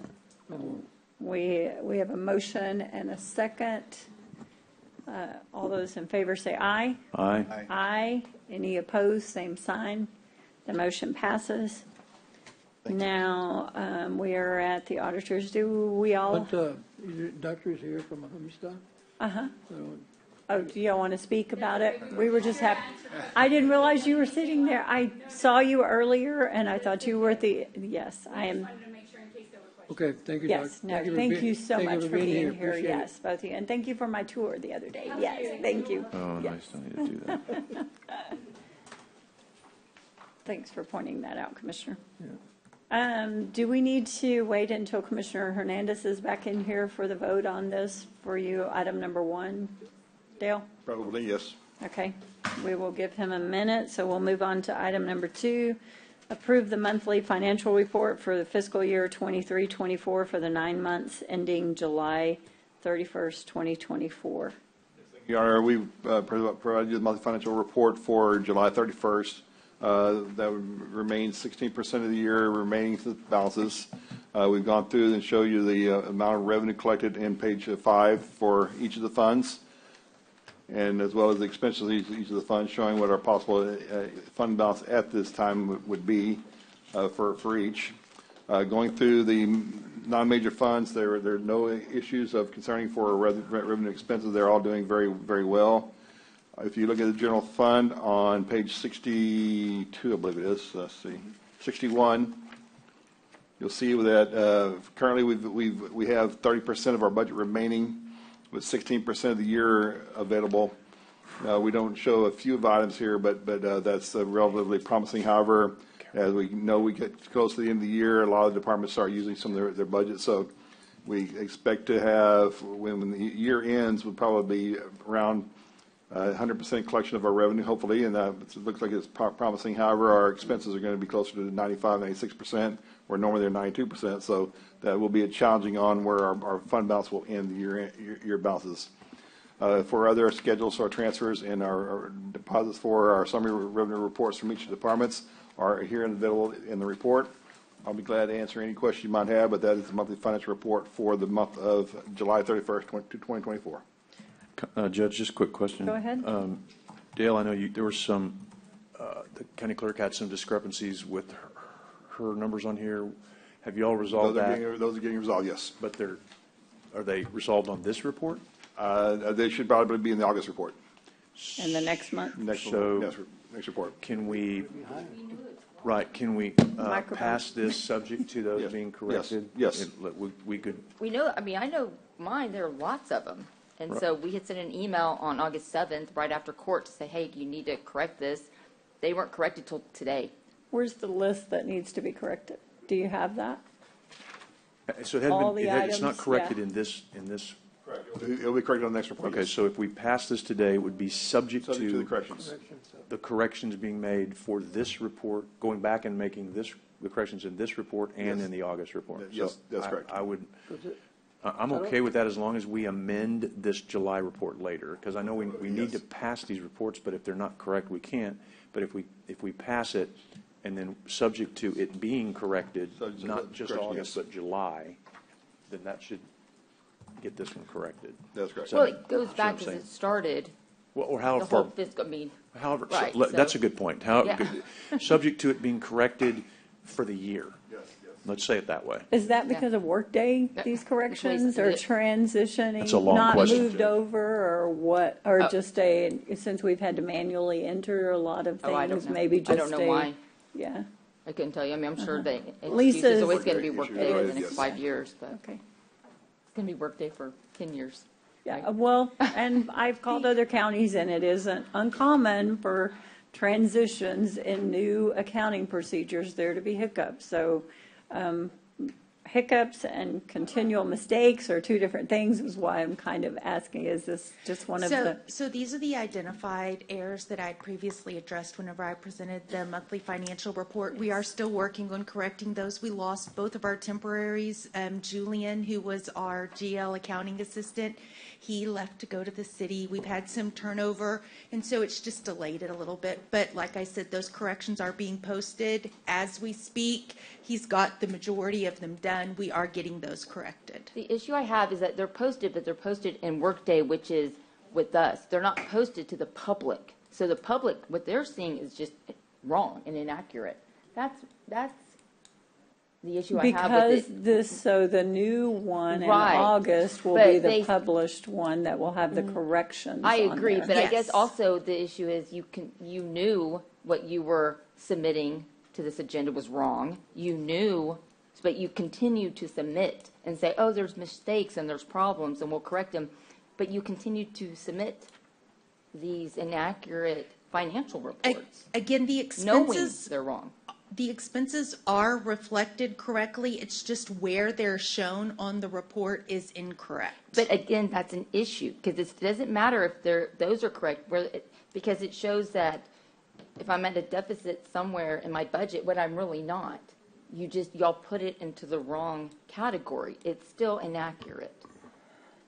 I mean, I just want the court to understand that, and I want the public to understand that, right? We work really hard to be good stewards with tax dollars, and when it's not reported accurately, it makes it look like that we're just spending money and not paying attention, and we're wasting money, and that's not the case. And so I think I would appreciate the auditor's office knowing that you just need to get in there. These are your reports. You can go in there and just fix those numbers. If they're in the actual system, then you need to submit a correction with the report when you come into court this day. That way it can go with the minutes. That's all I'm asking. So you would like them in the future with these changes to do like an amendment or Right, just something like that we would- lists every correction that was made in the previous monthly? I think that's important. Yes, I How think many that's do you important. have right there in front of you that you're talking about? We have. Have you shared that with any of the commissioners as well? Will you We share that will. information? Yeah, we will. But again, when we sent the email on August 7th, the day after court, when we saw the issues, prior. We asked them. Some of the questions or some of the issues had nothing to do with Workday. For instance, the billings for elections overtime that you need to be moved to your elections because Right. they were billed out. Exactly. That has absolutely nothing to do Thank you. It with has to do with y'all. Workday. It has to do- Wait, let her finish. You're right. Don't No, talk you're over her. right. Just a second. It Okay. has nothing to do with Workday. It's the process of y'all giving us the bill and us reviewing and preparing and posting it. No, I agree with you 100%. It's with y'all. Yes. Doing y'all's part. 'Cause we give it just to y'all. like it takes Again. you time to prepare the billing to the entities for the elections, it takes us time to review, post, and Make those process changes. those postings. Yes, ma'am. Thank you for I think it's acknowledging I think the what issue she's with trying to y'all's say office. is I it's a- appreciate it. Thank you. No, thank you. And I know they are working on it, and I understand that. I just would like for that to be a part of what you give to the Commissioners Court, what you put on the agenda, and if they're inaccurate, have something on there say these are not accurate, or I guess just don't submit inaccurate numbers. No, but hold on, Lisa, please. Especially when you know that they're going to change. You know that. You know they're in the wrong bucket. Y'all just haven't gotten to it yet. And I understand turnover. Well, Look, I do. I agree with the process being, then you maybe, if you're presenting something, you should present a page with a list of changes that are going to be made. And maybe that would solve it. It makes it public. There are changes that are required. The problem I can see with this is these also have to be verified. Just because somebody turns it in, it's not necessarily a change that is going to be And I do, and I understand that. so there's some time in there, and I think what we're all asking is a little bit of patience between everybody, a little bit of cooperation and turning it in, and let's just try to do the best. We're all human, and we are going to have mistakes, but it shouldn't be the norm. So let's try a little bit harder to give accurate, and if it's presented here, even if it's just a list of the changes that are going to be coming forward in the next report, if something can show that you're working on it, that might be a solution that everybody can live with. Yes, ma'am. Thank Of you. course. Okay. So are you still going with your motion? Do we have a motion, Commissioner Chesney, to approve subject to the final changes being made? Yes, ma'am. Yes. It would be to pass the rest of the report subject to the county clerk's corrections being made for the fiscal year. Yes. I'll second that. And all those in favor, please say aye. Aye. Aye. Aye. Any opposed, same sign. The motion passes. Item number 3, approve the budget amendment number 12 for the fiscal year 23-24. There are 2 pages, Your Honor. The first page 1 is for the general fund. Page 2 is for our coastal parks. For our general fund, the district attorney's been filling some of his vacancy reports and some of the vacancies that require a lot of training and that he has to send in some of his staff. So he needs some travel to cover that, and he's been willing to reduce some of his other expenses to cover that expense. Same thing with the medical examiner. They've had some vacancies and some overtime they need to cover, so they're able to cover some of the costs with the bounces here. On the coastal parks, on page 2, you'll see that they are, pardon me, again, with some vacancies, and of course the summer year coming up as they got some overtime they need to take care of. And as we all know, the fuel prices are very high right now, so they had to move some cost to cover these expenses, and they were willing to take that out of capital expense.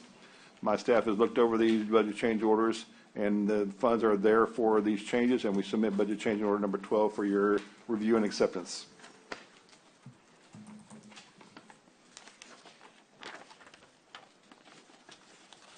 Make the motion to pass. Second. We have a motion and a second. All those in favor say aye. Aye. Aye. Any opposed? The motion passes. Thank you. Item number 5 is, I'm not missing something, right? Or no, 4. I was like, I knew I was missing that. Approve the quarterly investment reports ending December 31st, 2023, March 31st, 2024, and June 30th, 2024. And the investment committee met with this, and we all verified and agree with the totals on this, so I'll make the motion to pass. Second. We have a motion and a second. All those in favor say aye. Aye. Aye. Any opposed, same sign. The motion passes. And item number 5, during this meeting, discuss and consider increasing the allowable limit percentage for diversifying the operating account portfolio by the type for the local government investment pools from 90% to 95%. The investment committee met and unanimous vote approved this. I'm asking for Commissioner's Court approval. Can you just explain? I read all this, but I don't really. Why? Just why? What's the why? Explain that to your Commissioner. As we know in the process right now with where the inflation rates are and where the federal rates are at the moment, the long-term investments we have possibility for are right at the same interest rate as our current pool funds. So right now, majority of our funds are invested in our local pool funds, which we have access to on a daily basis if we need the funds, where your CDs would be 3 or 4 years out. So we think that we have a lot of our funds in our investment pool funds, not invested long-term, to be able to have the same basic interest rate we have at the moment, as well as being able to have access to the funds. So we're just trying to do that. That's why, because right now, majority of our funds are in our pools. Now, this might change because we know the federal rate and the instrument rates might start going down. There might be a bigger gap between the long-term and short-term. But right now, there's not a big enough gap to invest long-term. The rates are really good, and so we need to. So we can utilize this while it is. That's simple. Yes, Yeah, I was gonna basically. say, Yeah. It's just simple. The rates are great. We want to keep it there, and Microphone. the rates are wonderful. And if you move it, we're at 95 now, about 95, and we're supposed to be at 90. So if y'all don't approve this, we have to take 5% out, and That's what I didn't that's understand. it. Okay, So, that I understand. Okay, I'm good with that. Okay. Okay. Are you Thank doing a you. motion to Sure. approve? Yes. Yes, ma'am. Rates are good. And Commissioner, you seconded? I'm sorry, Commissioner Gonzalez, was that your motion? Yes. Did you second? Did you second? I thought you said so moved. Yes, okay. We have a motion and a second to pass. All those in favor say aye. Aye. Aye. Any opposed, same sign. The motion passes. And I will have to come back to item number 1 because Commissioner Mott has left the room. If I could get everyone to stay here for a few minutes. I have a question, Judge, on the investment reports. I don't know which number, I forgot what number it was. Number 4? Yeah, number 4.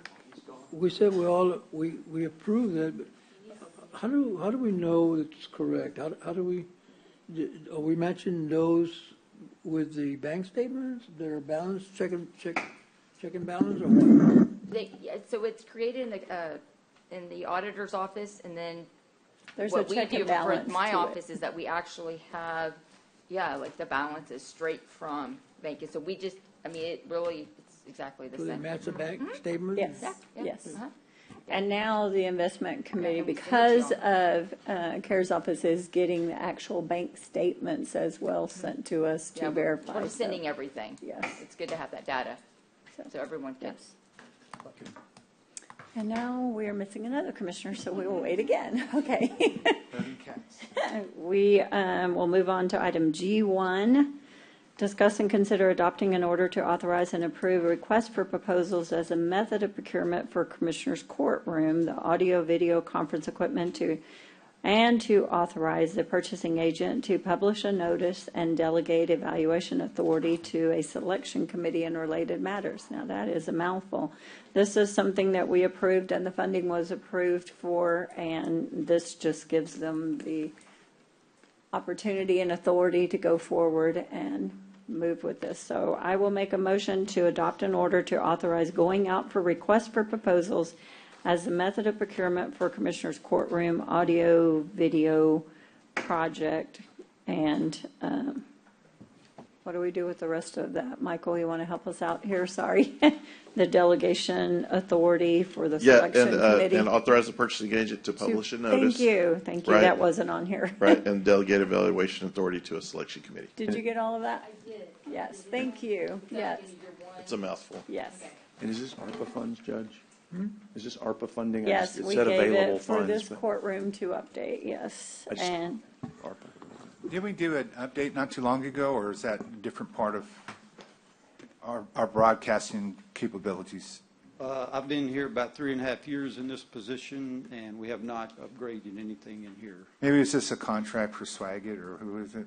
Right? You will see annual payments for the Swaggit streaming support. I thought we did something with them relatively recent. It could have been pre-COVID, and that could have is been that her camera 4 or there, 5 that years new ago. equipment? So maybe that's what it was, just the Yeah. new camera we got, or, yeah.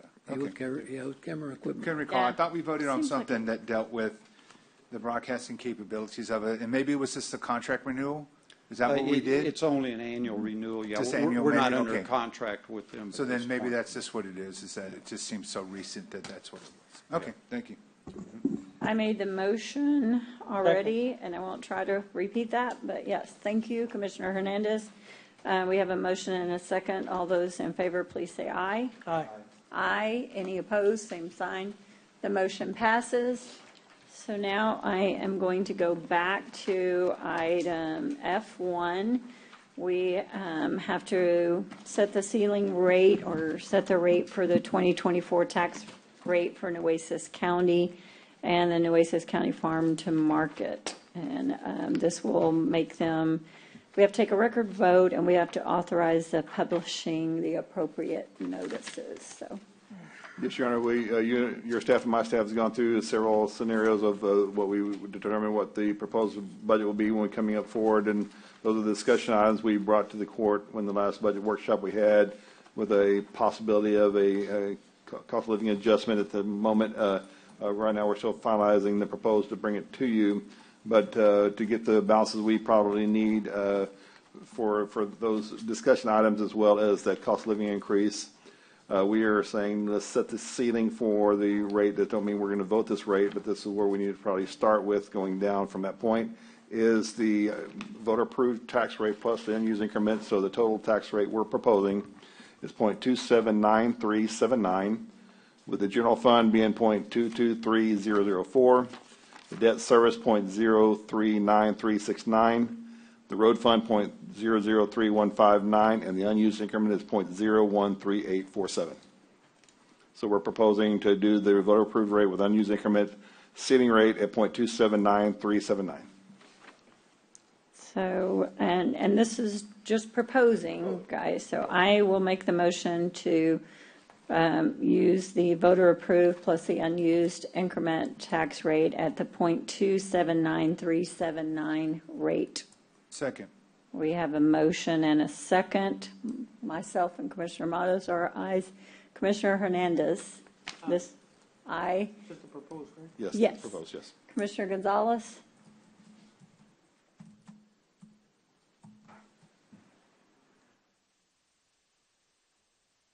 It's a record vote, I'm sorry. Aye. Aye, Commissioner Chesney. No. Then the next one for the farm to market? That was inclusive, Your Honor. That covered was all of them. included, that covered Yes, all of them? yes. Oh, okay, thank you. I was like writing those numbers down to remember, and I had already lost you. I was going to have to get it again. So we're done here with that portion.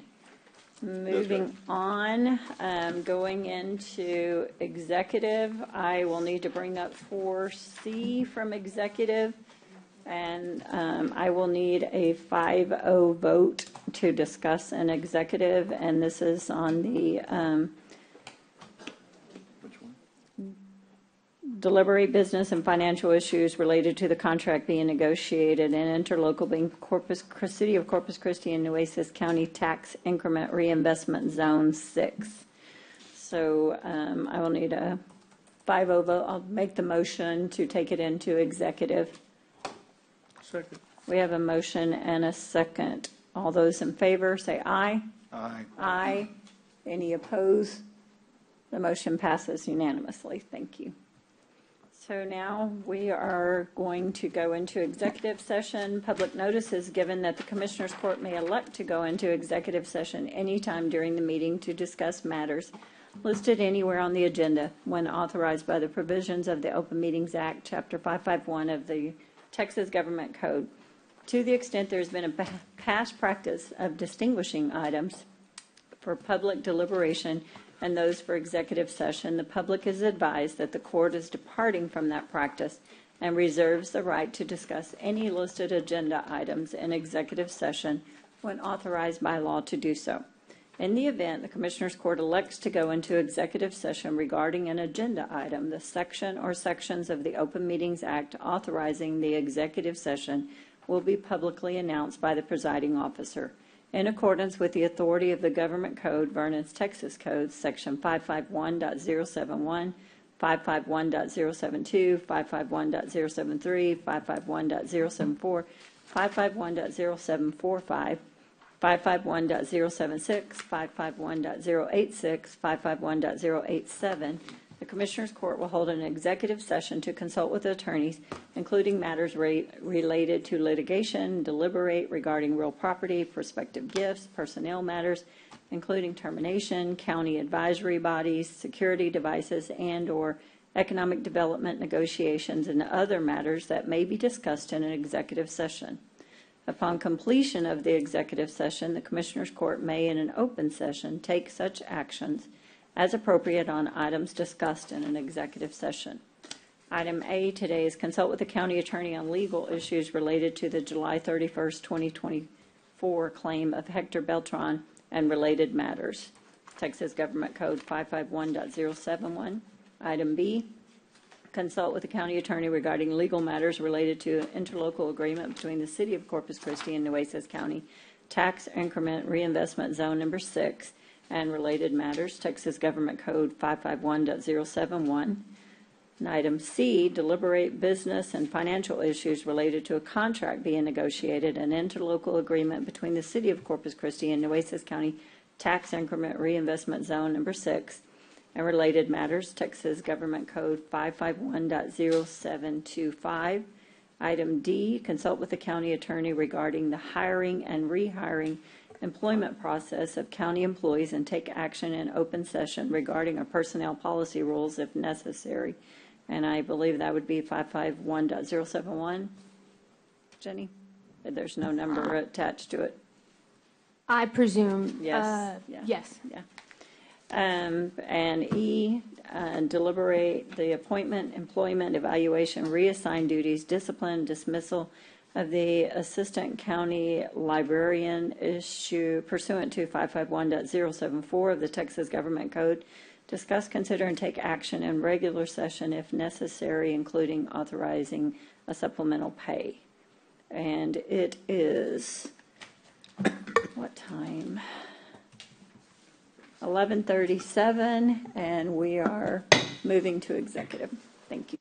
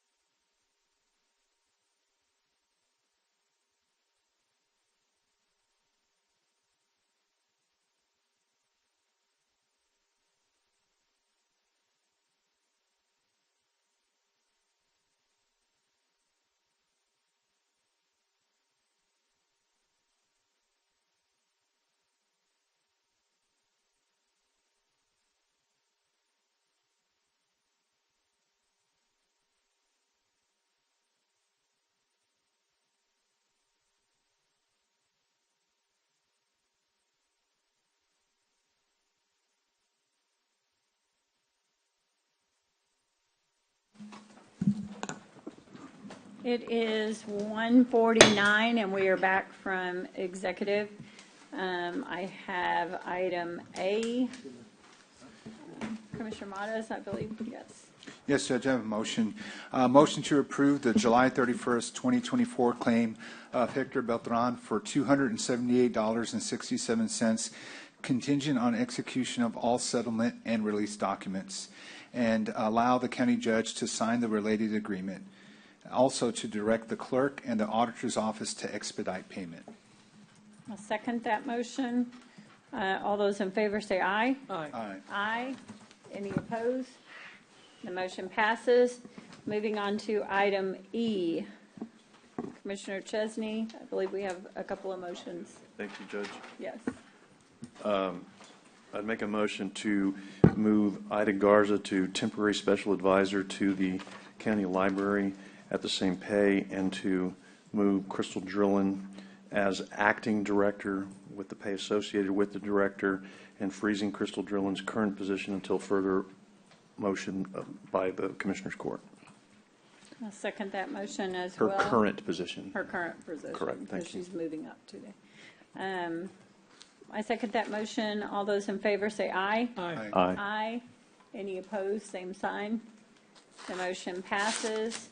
Do we have any adjournments in memory or anything? Anyone have one? I have one, Judge. Yes, go ahead. Judge, Norma Faye Hanna passed away peacefully on Monday, August 12, 2024, surrounded by her family comfortably in her home in Austin, Texas. She was 88 years old.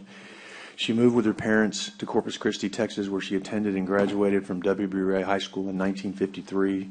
She attended Del Mar College, where she met her lifelong best friend, Lucy Hanna, that led her to meet Lucy's brother, Donald E. Hanna, who had become her husband and life partner for 66 years. Norma adapted well to South Texas living. She taught piano and helped support Donald through dental school. She raised, taught, and intensely inspired her 4 children. She was a fascinating and resilient woman who was fiercely loyal to her family till the end. She enjoyed music, travel, nature, and was a very intellectual and well-read modern woman. She was and always will remain, without a doubt, the rock of the Hanna family. Her sweet spirit, style, and grace will always be remembered to all who met her.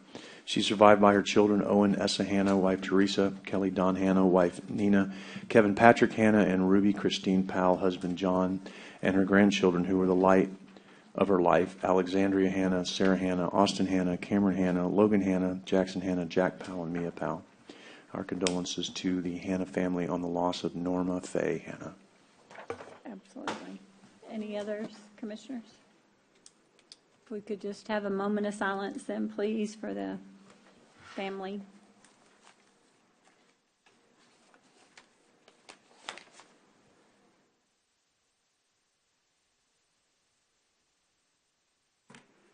Yes. Thank you very much. Our sincere condolences go out.